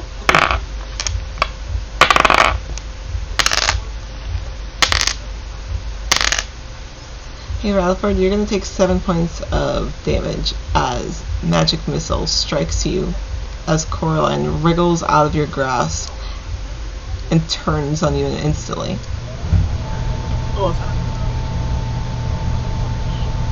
Sorry, how much? 7.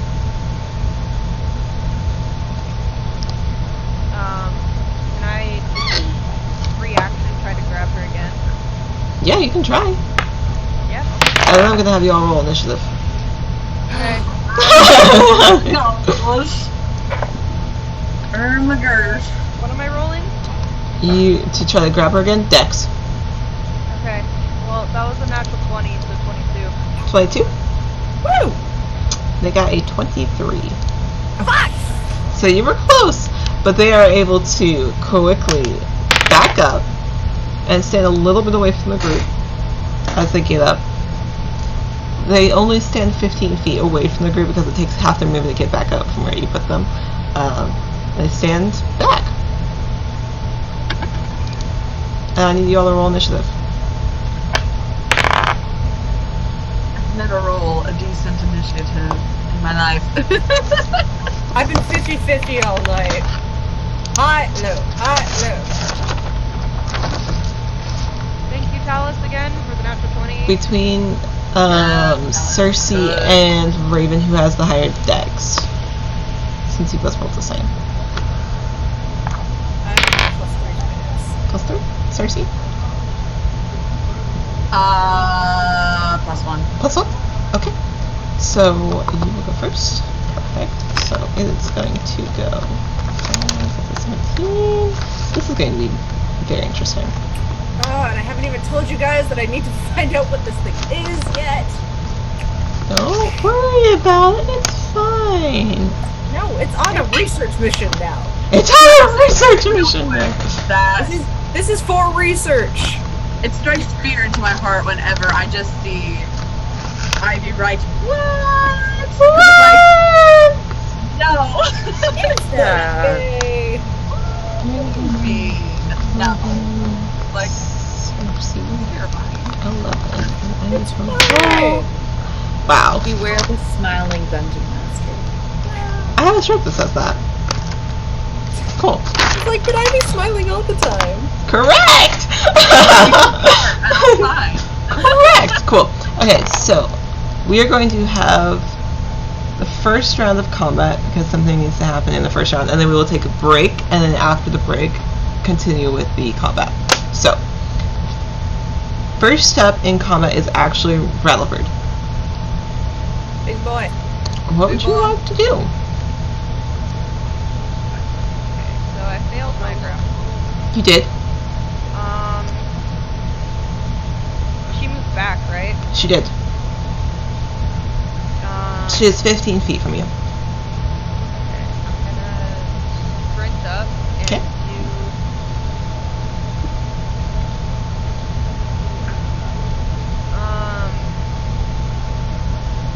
Okay, just because I haven't done this in a while. So if I'm wanting to do non-lethal damage, Mm-hmm. like using the hilt of my sword or something, would that do the same damage roll? Yes. Okay. So I'm gonna sprint up, taking out my sword, and I'm just gonna try and just like hit as much as I can. Okay. with the hilt. Okay. Where are you aiming for? I'm actually gonna go straight for the stomach. Try not to fuck it up. Straight for the stomach? Okay, yeah. Roll me an attack roll. Okay, that's fine. Just stuck. Woo! It's fine. Right, damn it. Combat. How does combat work? I don't know. It's been a long time. That's okay. You're good. 25 to hit. 25 to hit? Oh yeah, you hit. You're just going hilt of the sword to the stomach? Yep. Okay. So you hit the hilt of your sword as you take it straight in the gut as they double over momentarily. Cough a little. They're still standing though. Well, how much damage do you do?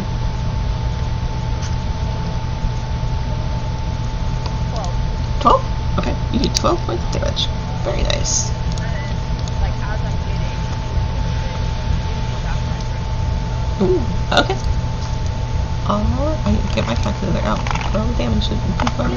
Cool. Alright, so you take that, you hit them square in the stomach, they kind of cough a little bit. Next up is Talus. Okay. Seeing that they are... Coraline is not Coraline. Correct. I think it's pretty obvious that something is controlling her. Okay. So I'm gonna run right to its face, Okay. put my face against its face, let out a breath, like right into its mouth or whatever, like just right in front of their face. Right. And I'm gonna cast Id Insinuation. I will read it to you. Okay. This is psychic damage, so I'm hoping to not harm Okay. Coraline. And I'm hoping to harm whatever is in her. Mm-hmm. You unleash a torrent of conflicting desires in the mind of one creature you can see within range, impairing its ability to make decisions. The target must succeed on a wisdom saving throw or be incapacitated. At the end of each turn of its turns, it takes 1d12 psychic damage. It can then make another wisdom saving throw, and a success, the spell ends on the target. Okay. So it needs to make a wisdom saving throw? Correct. Alright, let's see here. This one. Okay. Interesting. It's gonna fail. So, it's taking 1d12. It says, or be incapacitated. Does that mean they're incapacitated? It says the target must succeed on a wisdom saving throw or be incapacitated. And at the end of its turn, it takes 1d12 psychic damage. So it doesn't take psychic damage just yet. It's incapacitated until the end of its turn. Are you trying to charm it? What is it? I don't know. I'm gonna look up the effect real quick. I mean, I read it verbatim. I was gonna say, no, What it said. you're totally good. I'm just looking at exactly what. It looks like it means that it can't take action or reaction. I don't know if it's a charm effect. Let me look here. Yeah, that's all it does. Says can't take actions or reactions.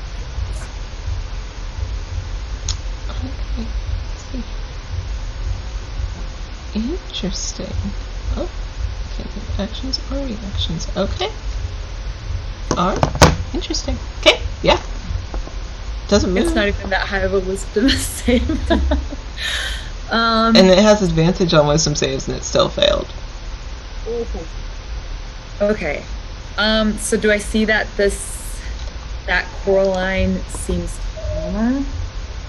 Yeah, her shoulders kind of relax a little bit. You should tie her up. I mean, that's the end of my action. I'll take my bonus action to disengage, but I'll say, like, she's calm. Okay, you disengage. Next is her turn. So, let's see here. Doesn't that mean she takes 1d12? Yep. So, roll me 1d12. Do we get to know what You get to roll it. But do we get to know what the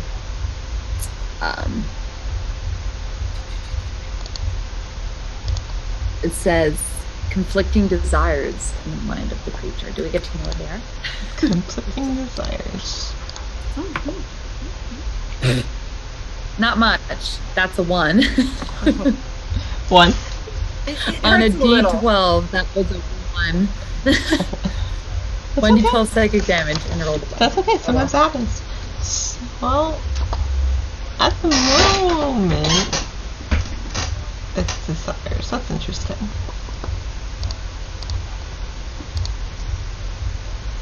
Conflicting desires. I mean, it's not really arguing against staying there, because it was going to anyways. Okay. So you don't really get a feeling or sense from it that it was going to do anything else. Let's see here.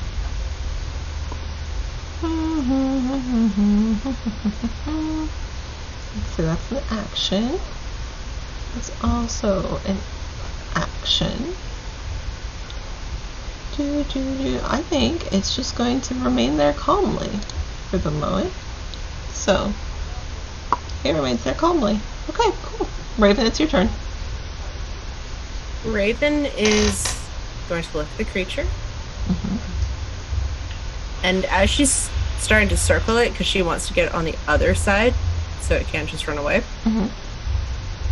she looks at it calmly and goes, "Who or what are you?"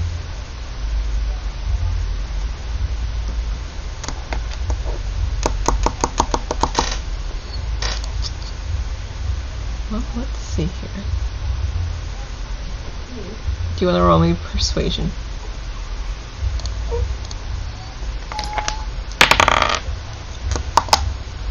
"17." I rolled a natural 20, so it does not answer you. It doesn't answer you. It still seems calm though, but is there Raven any... continues her circle around, Okay, and she wants to get on the opposite side, sure. Okay, you circle around, you're on the opposite side of it. about 10 feet behind it. 10 feet? At this Oh, point, she'll use her action to pull out her shield. So she's both holding her shield and her rapier. great. And I'm going to prepare an action that if it comes towards her, she is going to try to attempt to grapple. Cool. Okay, perfect. Stop. Okay. Cersei, it's your turn. Can we tell if this thing is using Coraline's body or just her appearance?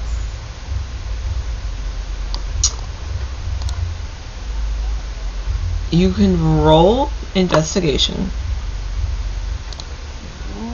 if you would like to attempt to see. I don't want to do anything if it's going to actually hurt my curly-haired friend. So I will roll an investigation, which is not great for me, but we're gonna do it anyways. Lord, it's not no. What'd you roll? It's a no. What'd you roll? That's a 4. Okay. Yeah, you're not able to tell. So as you're looking at know. it, you're kind of squinting, like something's got to be off. Other than the eyes, like are they using her? This is just an illusion almost. Like what exactly is this? You can't tell. Is there anything else you'd like to do? I will say that was your bonus action. Is there anything you'd like to do with your action? Okay, bonus action. With an action, I do think that she's going to cast Bless upon her 3 Okay. normal acting companions. What? All of you are acting fine. Right. Which means that whenever they make attack or rolls or saving throws, they will add D4s to Cool. whatever they Yeah. Perfect. Okay. Cersei, you end your turn. Is that it? And that is what I got. Okay, cool. So, you end your turn. Something odd happens as you're watching Coraline. You're looking. Hold on, oh, did I close that tab? Oh no, it's not what I wanted to do. Hold on. As you're looking,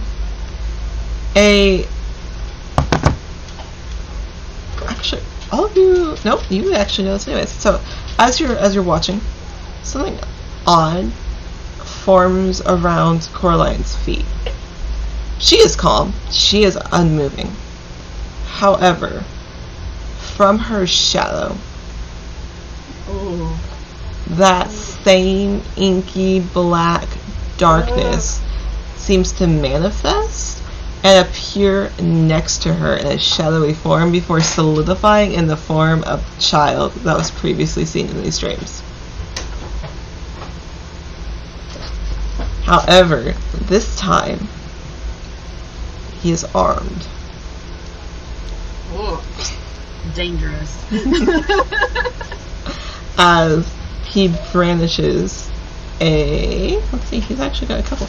Yeah, as he brandishes a mace in one hand.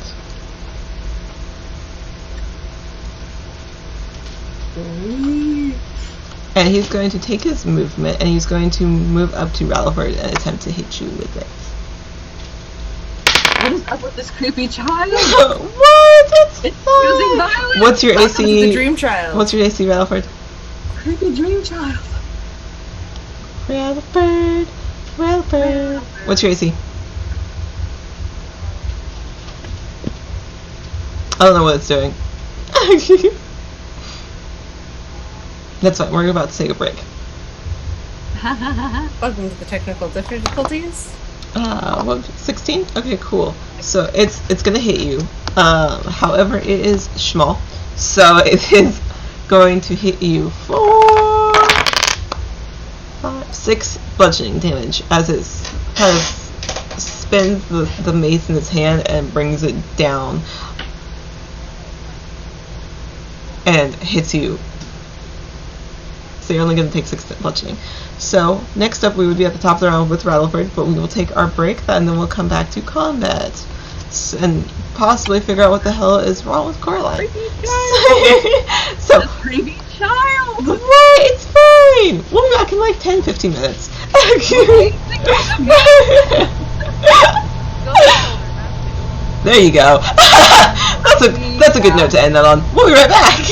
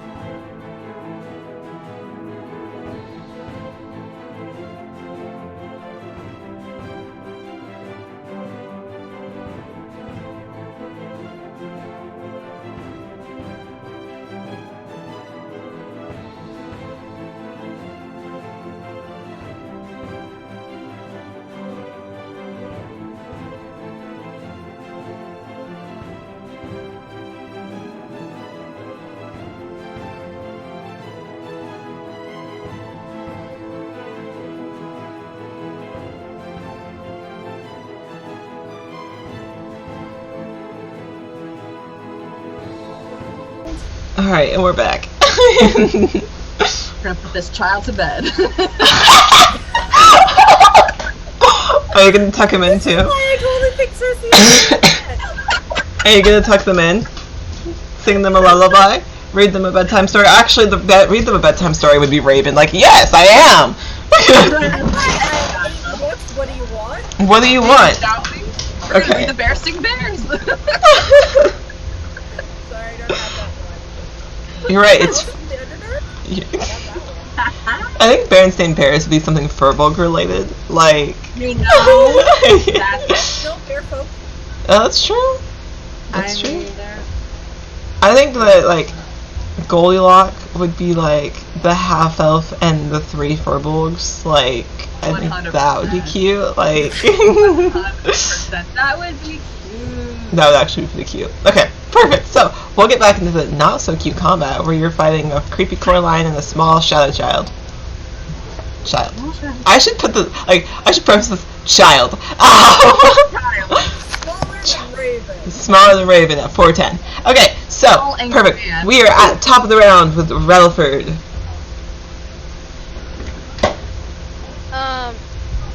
Yeah, this is so much fun. Heck, I love this. I'm dumb.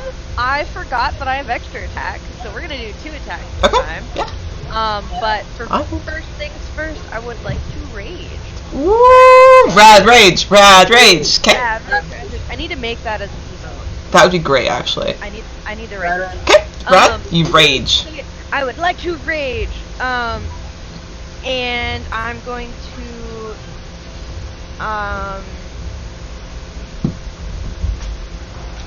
I guess I can't call that. If I'm not doing an attack with my weapon, is that an unarmed strike? Yes. Yeah. Okay. So I would like to do the same thing I did earlier. I would like to kick it in the back of her knee. Okay. Or no, wait. Now there's 2, right? There is 2. Then there were Oh. And they are on different initiatives. Scratch that. Okay. I'll rewind. I forgot those 2. I'm going to have my sword out and I'm gonna go ham on this kid thing. Ghosty ghost child.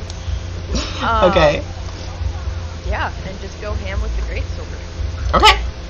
Because I forgot. Okay.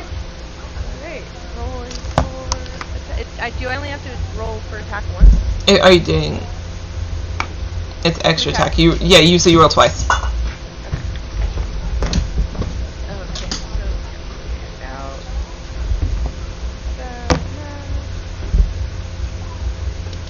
Okay, the first one doesn't get it all, I don't think. Maybe? Plus 7? 15. 15? Okay.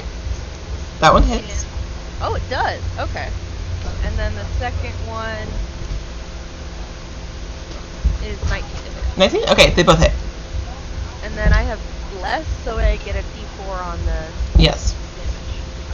damage. on attack. On attack. Not on on damage. attack. I believe it's on. Yeah, it's just for the attack. I believe just it's attacks or yeah. Okay, so It makes it you harder to hit, and you hit easier. Yeah. okay, I don't know what. Either way, they both hit. So. Yeah. So okay, never mind. First I wish it helped damage. That'd be great. 10 to That'd be hit fun. or 10 for damage on the first one, 10 damage on the first one. and 9 on the second one. And Okay. I'm going in with an upper strike and then coming back for the slice. Ooh, look at you. Okay. Okay. Sorry, I had to find their hit points here. Okay. Your lovely player who's not here is giving you all inspiration. Okay, so Yes. thanks, Matt. All right, so you come up. You said you're coming up and then doing a extra attack across. Yeah. Okay, yeah, perfect. So you do realize when you hit, solid, but you do see it waver its image a little bit, like it doesn't quite look correct, but the cat is running around on the floor. If you hear small sounds, it is the kitten that is just knocking things over because he can. He's full of violence. Dorian. Tiny violence. He always chooses violence. Dorian is Okay, there. so you did how much damage? You said 10 and 9. 10 and 9, so 19? Perfect. Solid. Okay, perfect. Is there anything else that you would like to do, Rutherford? I did my bonus action, Mhm. and then I did my extra attack, and I'm raging, and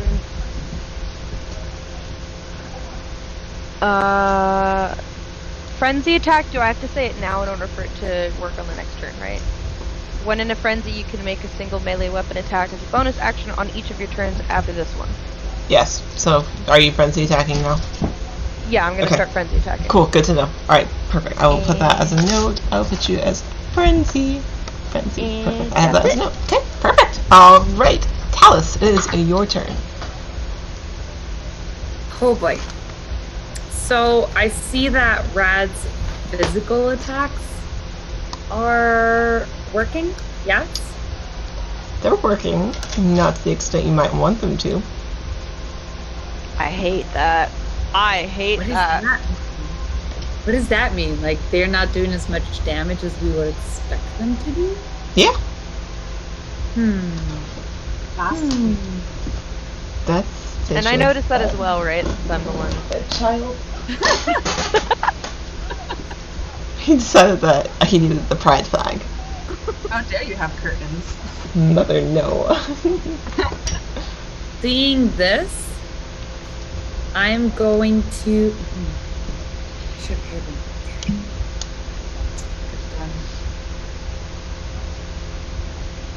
I would say on the small child that you're hitting, they seem to be a little more effective than actually when you hit Coraline.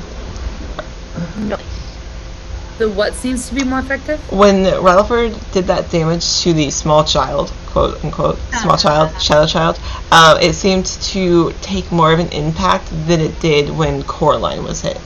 Coraline did not But seem that's to what I take. meant. Yeah, Like when Rad hit the shadow child, the thing, shadow child.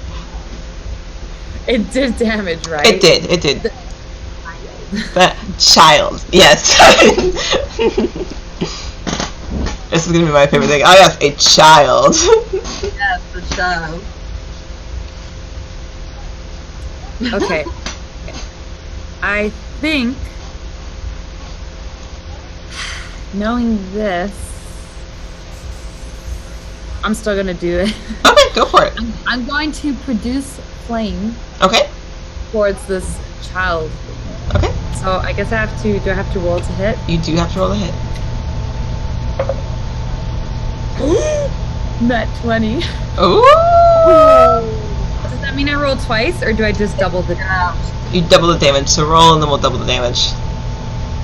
Take the kid out. Oh my god. So I roll 2d8s. Do I double whatever those 2d8s are? Yeah. So you roll your d8 and it'll double that damage.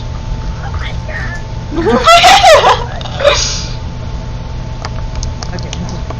Okay, you take out your calendar. I don't feel like doing the math. That's like, none of you do. You're like, I'm using a calendar. Calculator, not calendar. Jesus. Maybe I need to use a Friday. calculator. Friday's 28. will be Saturday. 28? Mm-hmm. Jesus. 28. I rolled an 8 Oh my and a 6. God. Okay. So that's 14. Okay. So, Rutherford, you land a solid hit. You land on this shadowy creature that resembles a child. Talus, seeing that Rutherford is able to land that hit, you're like, oh, it's tangible. I can hit this thing. And you come up and you just produce flame in your hand, and it's sparking in their direction. The tunic that they're wearing catches a little bit of fire and just singes and burns their very pale skin. Yes, Rutherford. Since they're throwing this spark and fire, I'm gonna step back a little bit. Yeah, Like you a half you, step. you just like, yeah. So these Not again. blue flames are now contrasting with the pale skin color of this small shadow child. Perfect. Is there anything else you'd like to do, Talus? Yes, I would like to take my bonus action to hide. Is there Okay. anywhere I could hide? I guess that's You are standing in the middle of a street. You could possibly find an alleyway, some shadows, a street light. Like, there are little things around that you could probably hide behind. It just depends how far from this you want to get.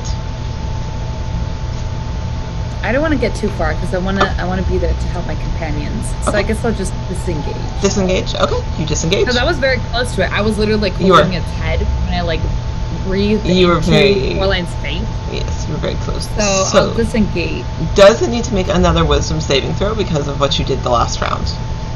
Oh snap! I think it does. Okay. Let me see what it says here. Hang on a second. It says that the target must succeed on a wisdom saving throw or be incapacitated. At the end of each of its turns, it takes 1d12 psychic damage, and it can then make another wisdom saving throw. On a success, the spell ends on target. What's the DC? 14. That's 17, so it's going to succeed this time. However, so it's going to look a little less relaxed. But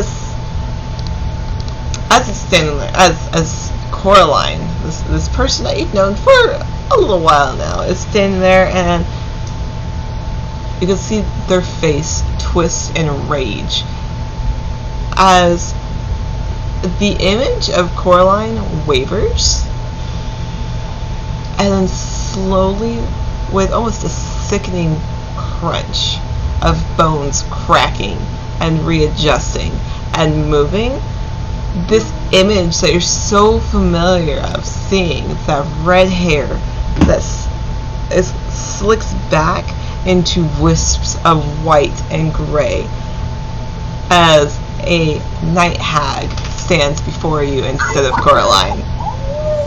I freaking wondered if it was. Oh my god. Oh my god. I love how you're like, oh my god, thank god we're not hitting her. Freaking heck. At the moment that it shows up and we see that it's a night hag, Rad's eyes will light up a bit. He realizes it's not her. It's not her, and basically in his brain is just like, oh hell yeah! Like, oh, we gon' fight. So we gon' fight. It is going to, Kaylee, it is going to turn its attention now to Raven, as it's going to make 2 claw attacks. As you look at the hands that were once Coraline's with this normal skin tone change to this grayish purple color, and talons grow long at the tips of their fingers.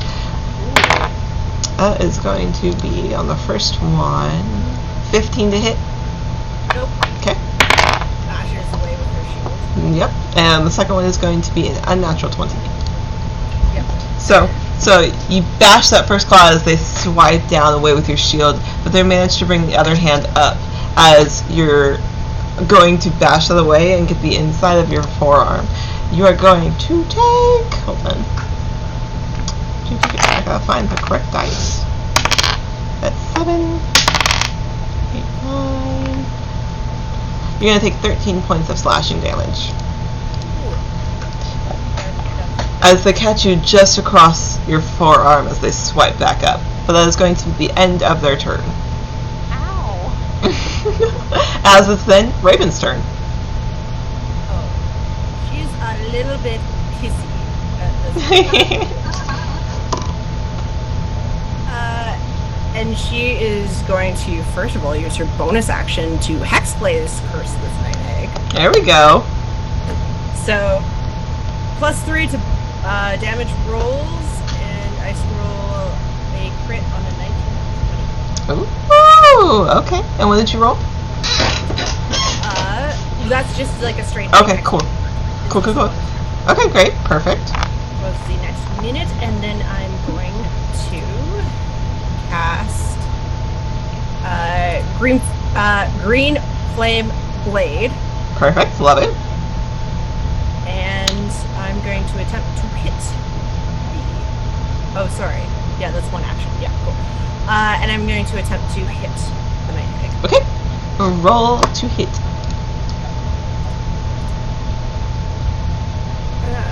First one is 17. Hit. Okay. And do you want to roll my second attack right away or no? Roll your damage and then roll with the second attack. Okay. So that is a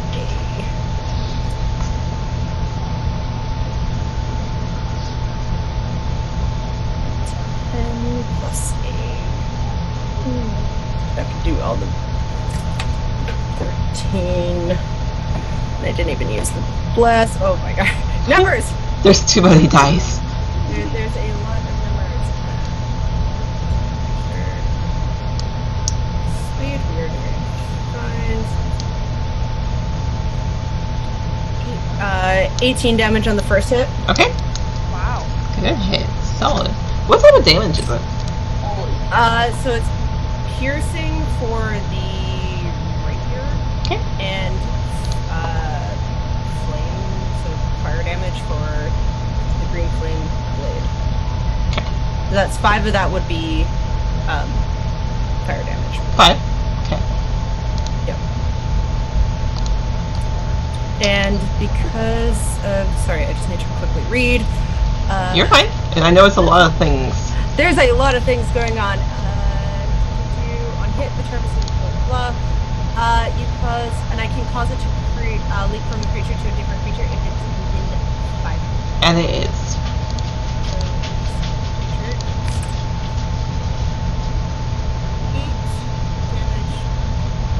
Eight to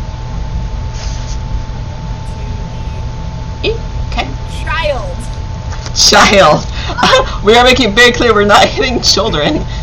No, the black-eyed demon child. Correct. Thing.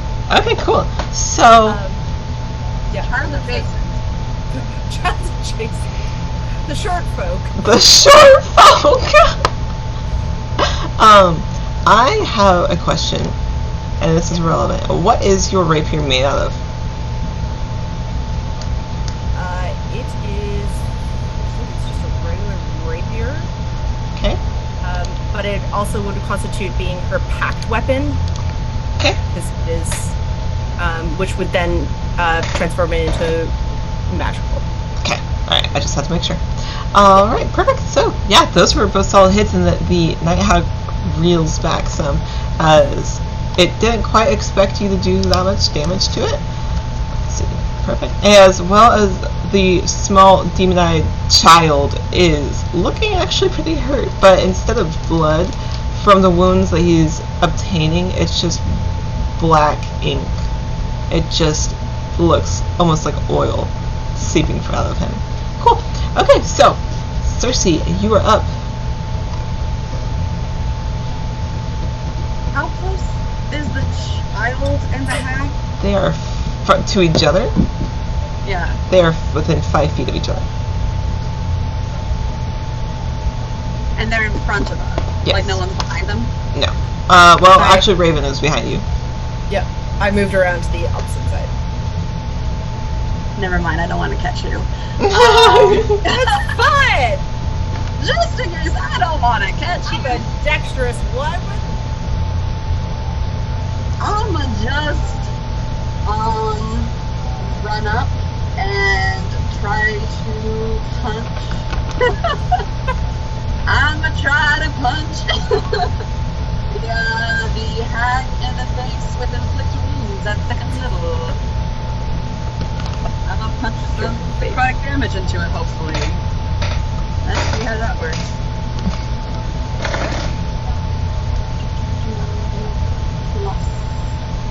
Plus how much? Plus 7? Plus 7. That would be 21 to hit. Yeah, that hits. So that's going to be 4d10 necrotic damage. To the hag? To the hag. Hit I'm gonna that. punch some necrotic into her. Do it. Let's see how well this turns out. Oh, don't fall. Ooh.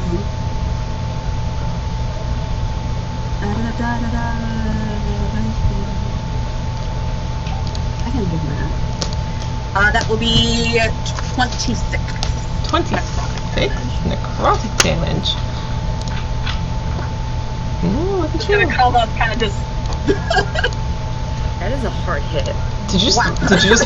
Did you just walk up and punch it in the face? Is that essentially what you're doing? Pretty much just ran up and just punched it in the face of necrotic damage. I imagine that it might like cough up and maybe cough up seawater after that. Yeah, it does. It kind of stumbles back a little and coughs again from that previous hit that it took in the gut from Rutherford, as you just basically are hitting sore spots. And cool. And then it is going to move on to our little spoopy child, who is actually going to attempt to hit Cersei because you've now attacked its master. So you have done such a thing. How dare. It is going to make 2 melee attacks against you, Cersei. That is going to be a 22 to hit on the first attack. Yep. And a 15 to hit on the second one. Missed the second one. Okay, the first one is going to hit then. It's going to give you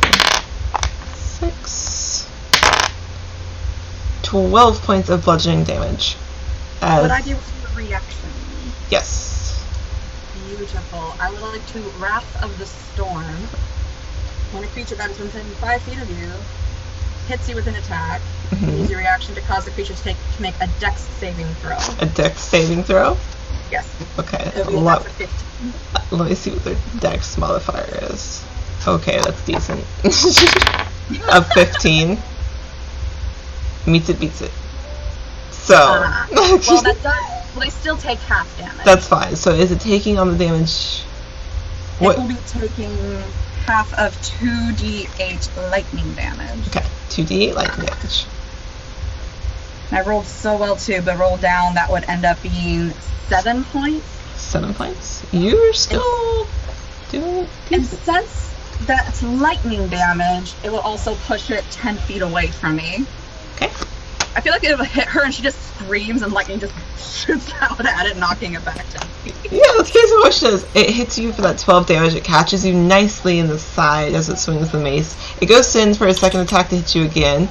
And as a reaction, when it hits you on that first swing, you just scream like, "No!" and shoot lightning out of your hands and blast it back 10 feet. To which it then turns into a shadow and reappears right next to the hag. That's so creepy. I like that I did this. You're just yelling out, "Stop! You're being creepy! Stop!" I feel like it just hits her. Gross! Lightning shoots out. Gross! No! Okay, alright, cool. Alright, we are at top of the round. Rutherford, you are in frenzy. You're in a rage. Oh, Cersei, was that everything you needed to, you could do, like, in your reaction? Okay, cool, cool. Okay. You're in a frenzy. What you doing?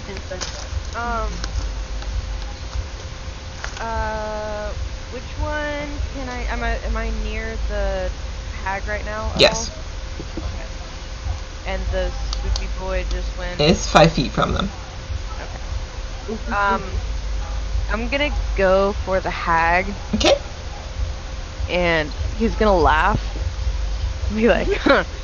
Well, this took a turn for events," and just stab right up at her. Okay. And if it hits, pulling out, and then I'm gonna do my extra attack. Okay. And then slicing again. Okay, roll the hit. Okay.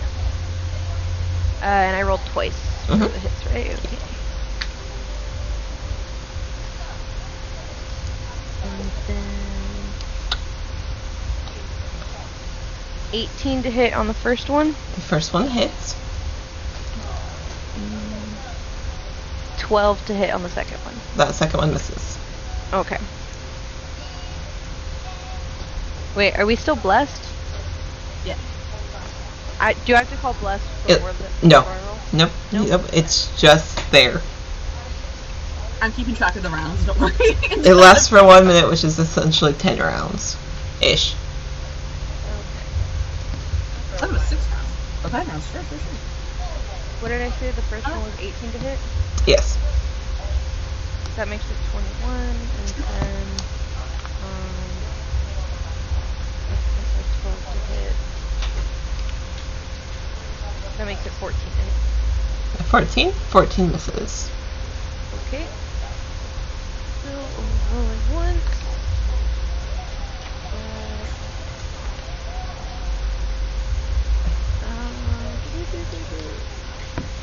Plus 4.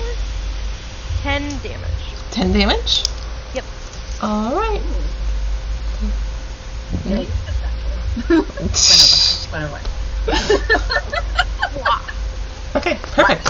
So yeah, you kind of let out that guttural laugh that Ralphard has now that he realizes he can actually release his full rage out on this thing. Something he needs occasionally to be kind of therapeutic for himself, as he takes out, stabs them, and it seems to take a decent chunk of that damage as it stumbles back a little, attempting to kind of pull away to ready its own actions. Talus, it's your turn. You've just watched Rutherford stab. Did you want to do anything else, Rutherford? Was there anything else you could do? Or was it the end of your turn? Okay, cool. Talus, it is your turn. Okay. I'm going to produce flame again. Okay. I hit them. You have blue flames in your hands. Yes. Do I? Yes, I do have to hit. Okay. Uh-huh. You are not going to believe this. Did you this really? Die is blessed. Alright. Alright, roll me your damage and then double the damage. Holy cow. Alright, I am putting this die aside with the 20 facing up.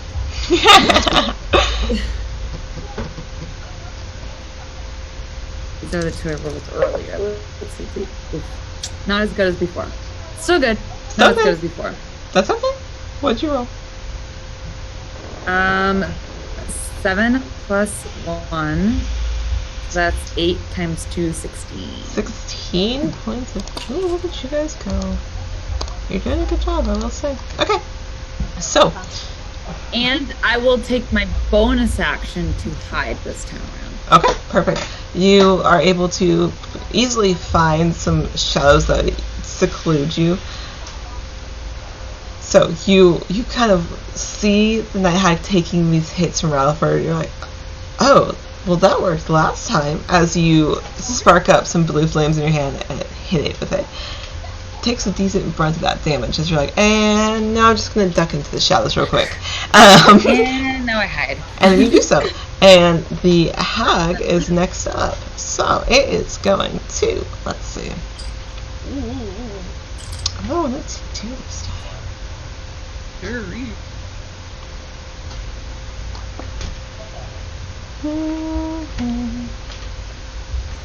Ooh.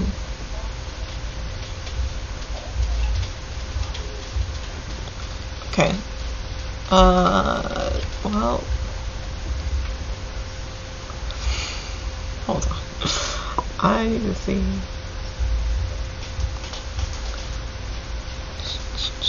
Rutherford, I need you to make me a con save, please. Oh no. Oh, is a hey. Is have to cast a spell.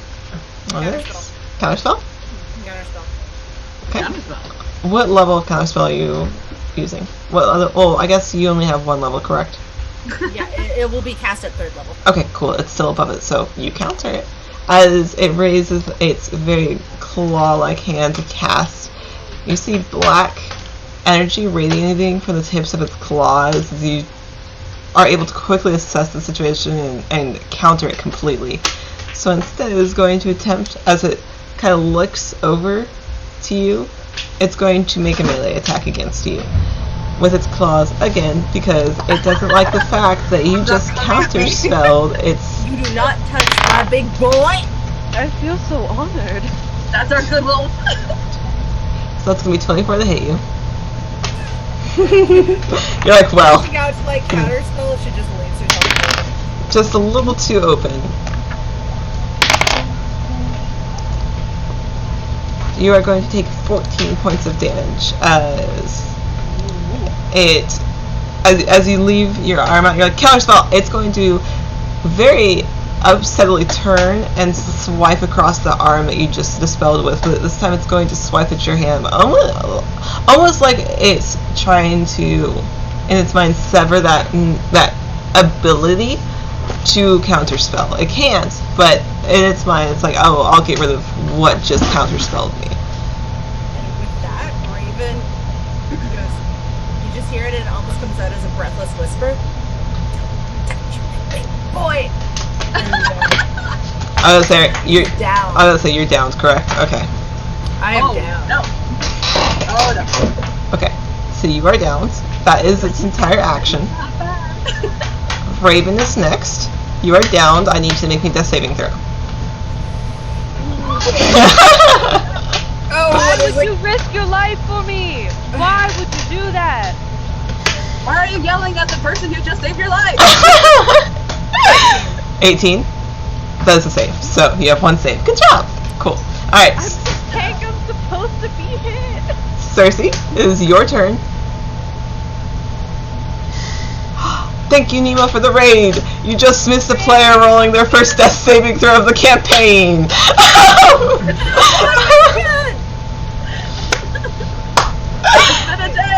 Okay, Cersei, it is your turn. Big boy. You did see Raven dispel magic, get hit as their hand was clawed at as it dispelled that magic. And then said, "Don't touch my big boy," as they fell. What would you like to do? There's currently a night hag and a demon child standing there. Demon child. It's a shadow child. It's not a child. Alright. Welcome, Raiders. Thank you for coming in at the perfect time. As you watch our cleric try to figure out what they're doing. Oh, it's my turn? Yeah, love. I was distracted. I was distracted by them going down. Yes, it's your turn. Heck yeah, good timing. I'm a cast The best I'm way. a cast healing word at 3rd level.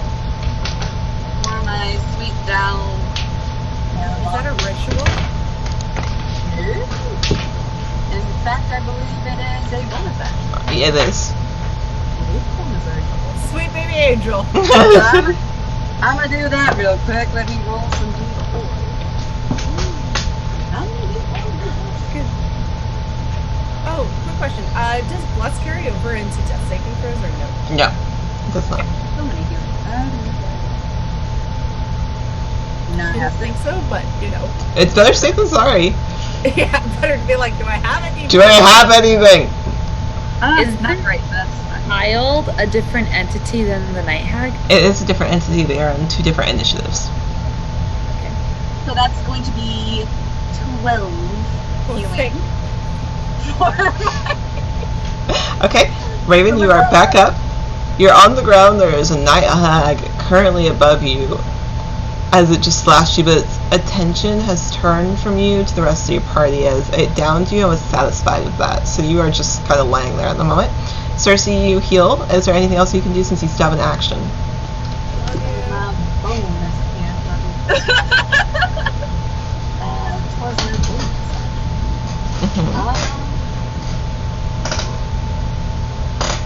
And I want to try to punch her in the face again because she just downed my Punch her in the face then. Attempt to punch the night hag in the face.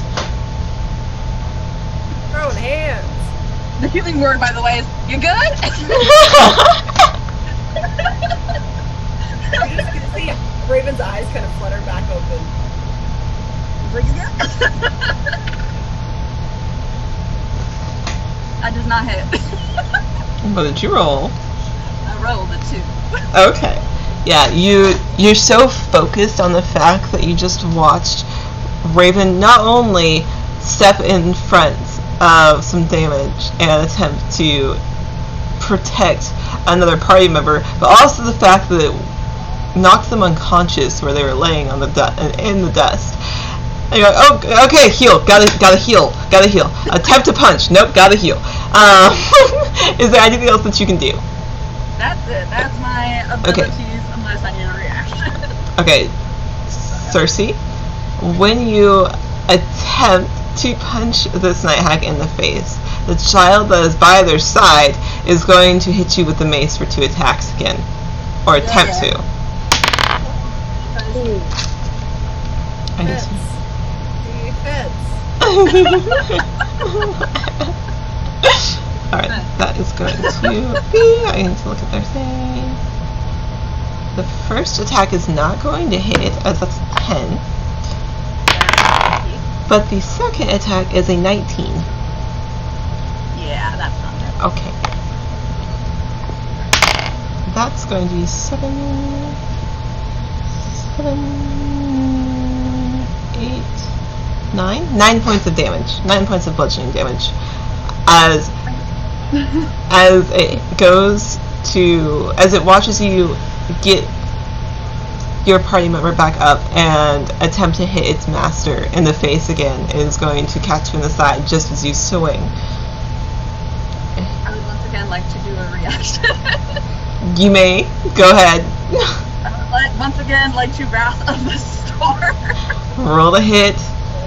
Roll to hit the ghosty child. 15. A 15. DC 15. DC 15 dex. Well, let's see. Hold on. I don't remember what their dex. There were. That's 2. Nope, that is not going to make it, so it fails. Nice. It takes full damage. Into will this time.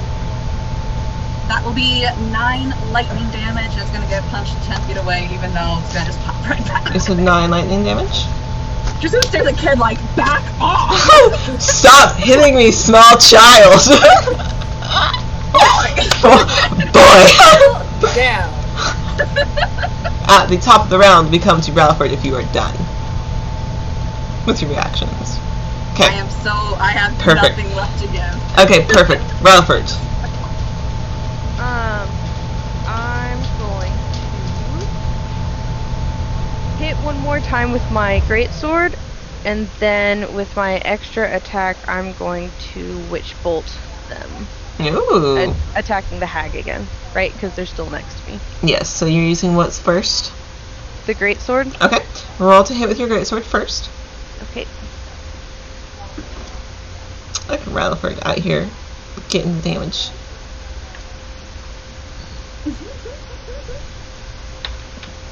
That almost fell on the floor. I'm gonna reroll that. Wow. That's first. That's a natural 20. Ooh. So that Okay. makes me hit 27. 27 hits. Shocking, I know. How bizarre. A 27 How hits the bizarre. night hag. What? Oh, okay, so double the damage. To read that because it looked like a 5 for a second. I was like, You're like, wait. So roll me double damage. Okay. Hello, the roaming D&D. Welcome in. Our lovely party of 4 here is fighting a night hag that was disguised as a missing party member who they have yet to see. So we have already had one player had to roll a death saving throw. They are back up, but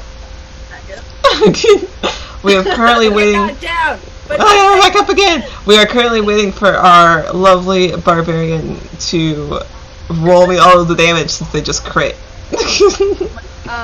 Okay, so double damage, do I roll 2d6 plus 4 and then 2d6 plus 4? You roll 2d6 plus 4, and then you double that. Okay. I get knocked down. I get up again. So 22? 22. Is that Yep. Yep. 11 and then double that? Yep. So it's 22.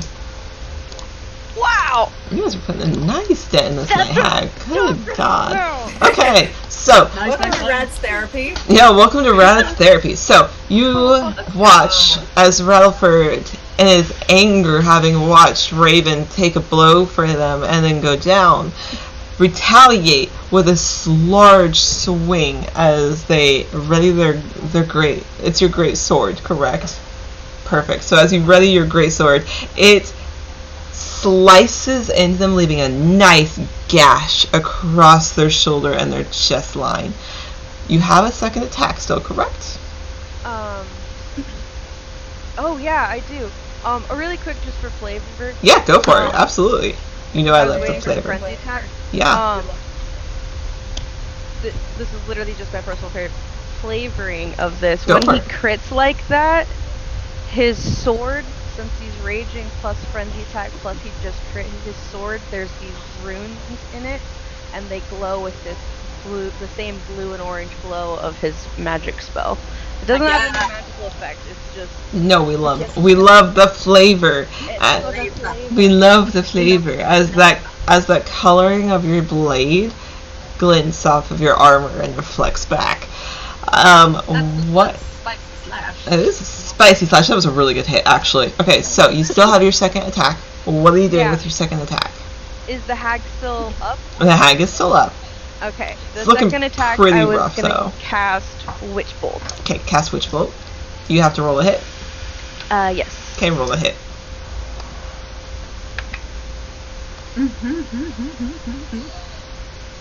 Okay, that was a little bit less than last time. 17 to hit. Meets it, beats it. No. And that's I need a d12. Look at our barbarian boy. Barbar. Brad. Rolling the flame d12. Oh, it's just one d12. That is 9. 9 damage. That's still on some my wi- decent damage. Good job. Alright, let's see here. Okay, perfect. So, as your sword lights up with those orange bluish runes and you swipe across, you also, at the same time, emanate through your blade that witch bolt as your sword crackles just a little bit as that damage sears, and you can just smell that burnt smell of their clothing as you just slice straight across. Heck yeah. It's a good hit. Good job. Anything else you'd like to do? Get ready for the next hit. Okay. Alright, perfect. Talus, it is your turn. You are currently hiding in the chateaus. I think everyone knows it. Are you going to do a rogue? Are you going to be a rogue? I am gonna be a rogue. Okay. I'm gonna Sneak attack? Yep. Okay, what are you hitting with? My rapier. Okay. Roll a hit with your rapier. Ideally. So do I roll with advantage? Like, how does that work? So you should have your sneak attack die. Whatever your sneak attack is. I believe your sneak attack at your level is... Well, let me pull up your character sheet. 3d6s. Okay, so you... It says 3d6s. So you will It says roll... you can deal an extra 3d6 damage to one creature you hit Yes. with an So attack. if you hit the night hag, you will roll your normal rapier damage. Hit it with that, and then you also add 3d6 on top of said damage. Woo. And that says, with an attack with a finesse or ranged weapon if you have advantage. Do I have advantage on that hit roll because I'm hiding? You would have Is that how advantage, that yes. works? There's also Raven down I'm the gonna side. use the die that thus far has given me. When you no. have allies within range of the creature you're Yeah. attacking, you do get advantage, and since you do have your allies in range, you would have advantage. So yes. Let's see how this die rolls. Remember, you're blessed. You blessed. I'm blessed. Mhm. Does that mean one extra d4? Yep. Add a D4 to your attack. Do it. Also, I believe you all have inspiration that Nat gave you as well. Yeah. Did she? Yep. You get a one-time d6. Oh, that's good to know. 18, I'm assuming hit. 18 does hit. That's because of that blessed. Because this one that rolled 2 20s before it rolled a 6 and an 8. Ooh. But the 18 Then does hit. I get to use my rapier, whatever that is, which is 8 Mhm. plus 5 plus 3d6s. So let's see how that Yes. goes. Let's just roll them all. Big, That way. big damage. It's not bad, but it's not great.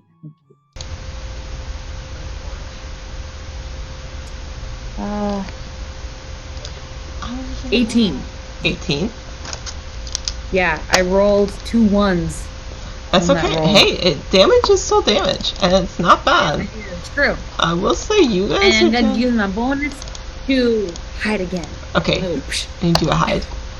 You're getting close. Alright. I'm gonna stab you in the Okay, so you stab it. You hide again. It is, I will say, it's the hag's turn. It's going to turn its attention back to Rutherford, since it had already turned around after downing Raven. So it is going to make 2 attacks with its claws again. That is going to be 17. Rutherford, what's your AC? Oh, it's 16, Forgot I correct? was on mute. You're okay. 16? Okay, so the 17 is going to hit with the first one, and the second one is an 18. So it's going to hit with both attacks. Just so you're aware. So you're... Alright. Ready for this. What's your health looking at? Just out of curiosity. I would like to know that too, as the cleric. You're a cleric!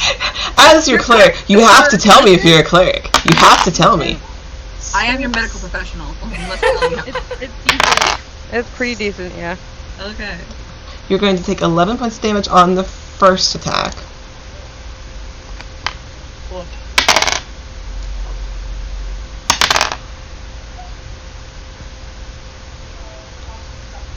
And 14 points of damage on the second. 14? 14. Dang. Nice. Ow. Alright. How you looking now? How you looking? Grr, but Gur? It's like, don't What does worry. Gur mean? like I'm still running. I'm still fighting. I Okay. can take another hit or so. We're gonna need to figure out as a group like quick terms for how you're doing. What does Gur mean? They're like weird Sure. stuff. You're like, I'm not Okay. grr, I'm just I'm grr. just Gur! Okay, alright, so it is going... so what it does is it turns and smacks you, and it kind of just... It's getting almost desperate. You can see the erraticness in its behavior now that it's starting to realize that it might not stand a chance, as it just brings both claws up and across as it's trying to slash at you. But it does end its turn and moves on to Raven. What are you going to do?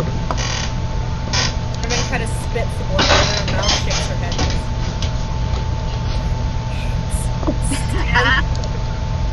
And she's gonna take her, is going to cast green flame blade, Okay. and first attack against the egg with that.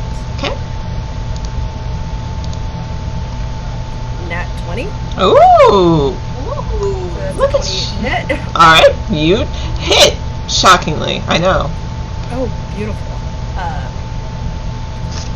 Stop it.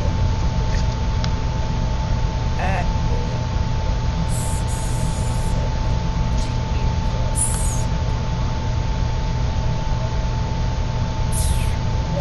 23, and she is a little bit pissy, so she's going to expend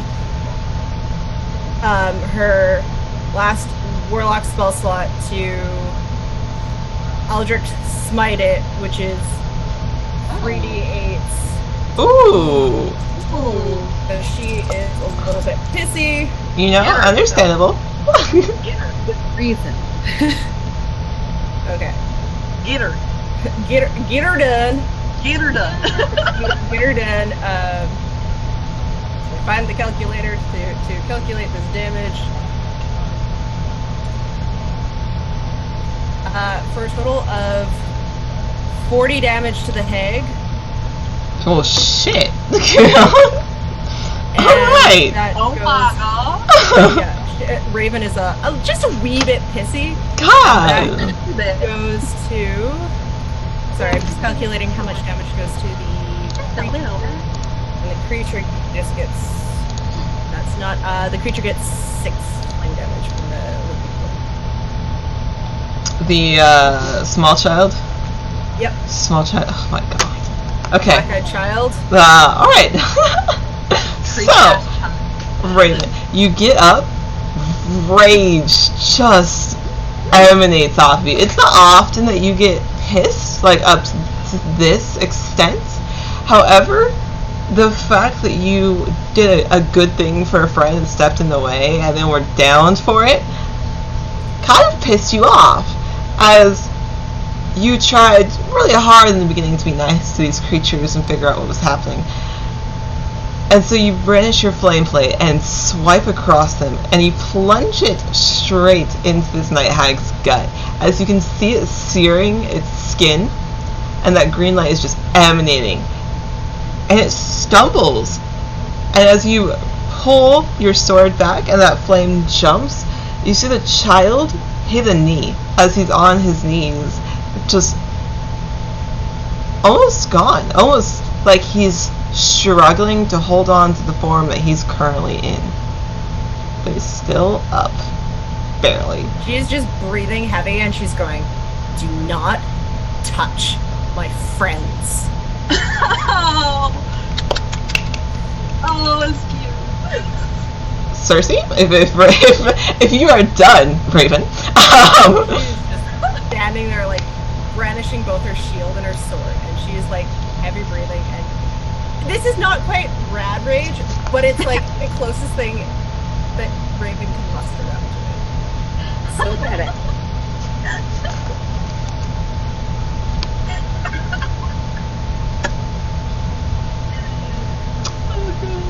okay. Get her done, Alright. Cersei. Alright, Cersei? You know, what she said and try to punch again with the I love the idea that Cersei is using the most, like, sailor-like attitude and just punching a night hag in the face. Roll to hit, please. She's just over here like, I guess we're doing it.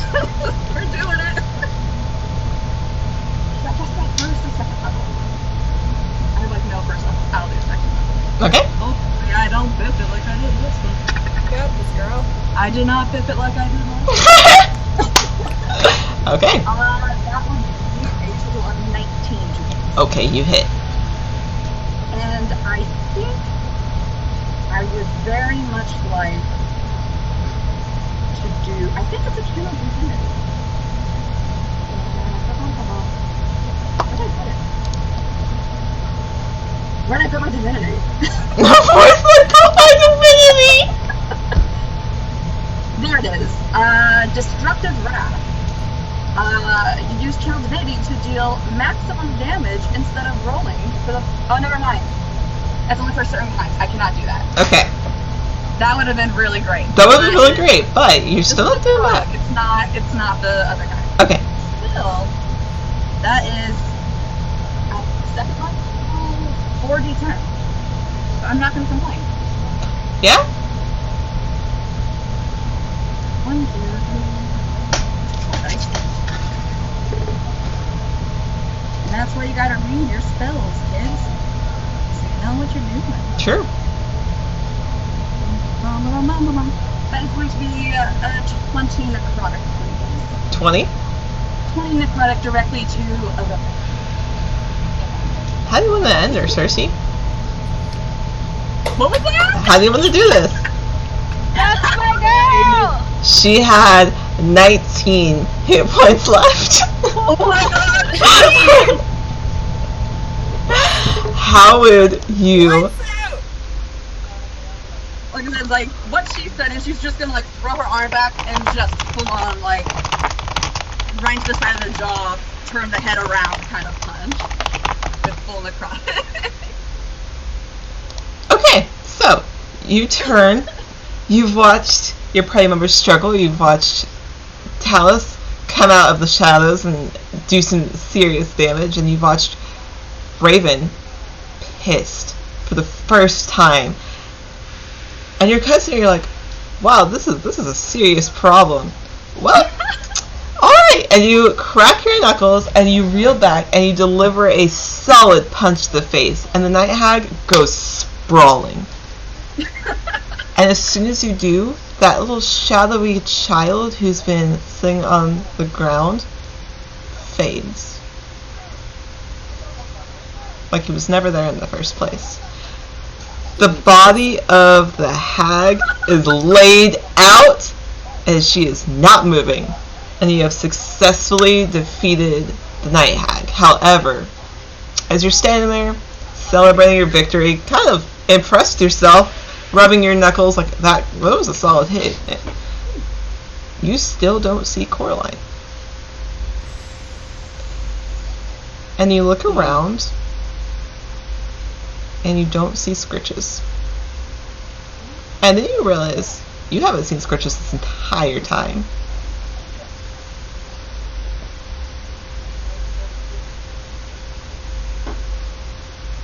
Where's my oil? But you've successfully defeated your night hag. Would you like to loot the night hag? Like that's the body. Yep. Do you want to loot the body? Yep, I want to loot the body. I want to do it. I want to do it. So you loot the body.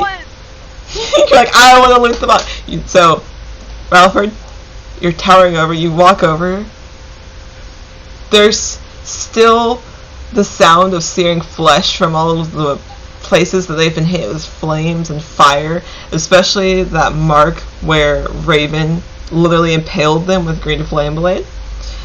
And you kind of like start looking. They're wearing rags for the most part. Like they're covered. It's just not the most decent of clothing that you've ever seen. And you find a few things actually as you're looking around. You find a jar, but you can't quite see what's in it yet until you pick it up and look at it. You find an amethyst ring, and you find a red elixir. Don't like that.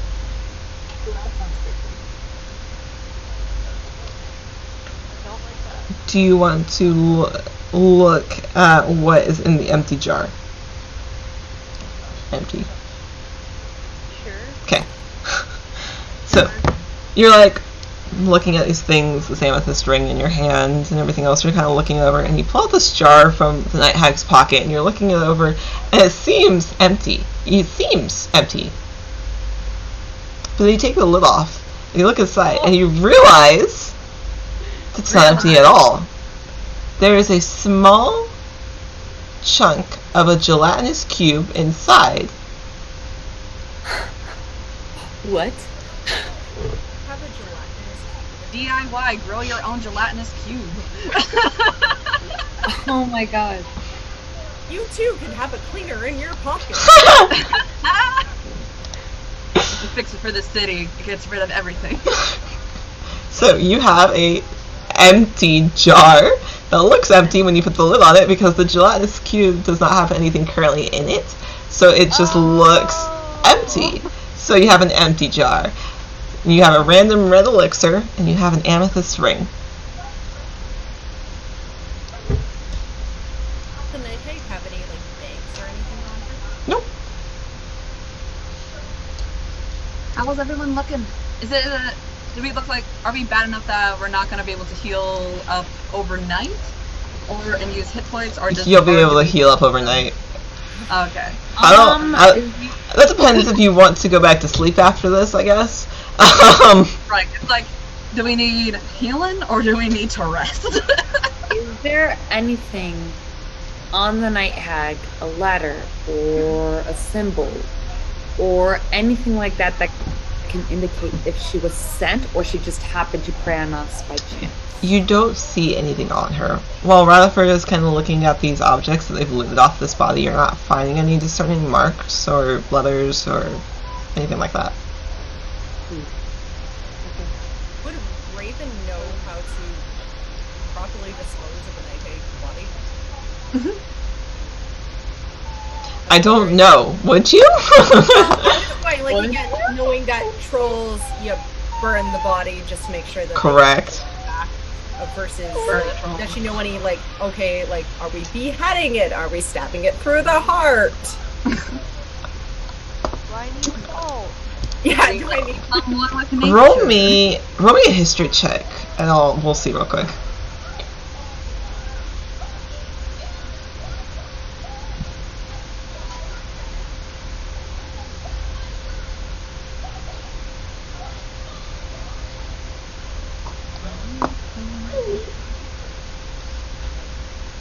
Well, How's that looking? what'd you get? Oh no, did I lose you? Oh, I can't hear you. Oh no. Hello? There you go. Hello. Hello, 13. 13? Okay, so you're thinking about it, you've read quite a few books. It may have come up. The best that you can surmise is maybe it doesn't need anything like a troll does with flames or anything like that, but you do know that they are susceptible to silver.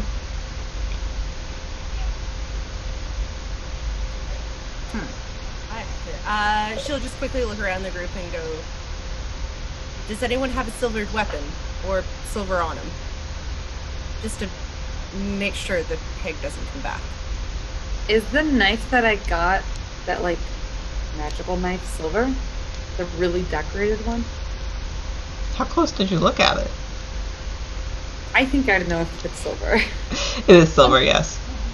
Okay, I will say yes. I have something.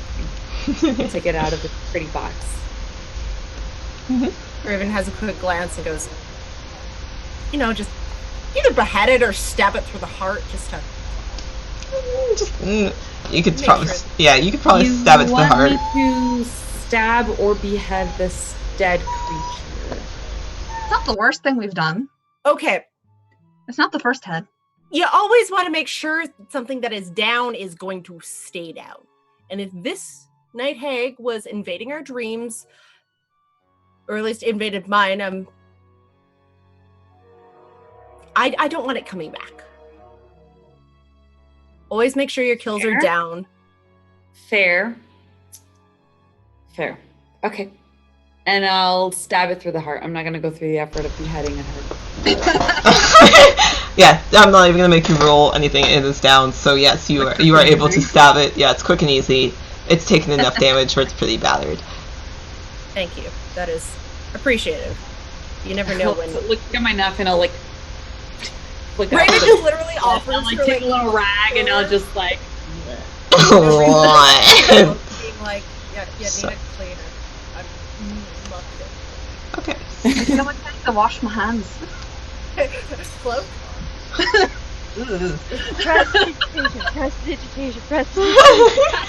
So, Gross.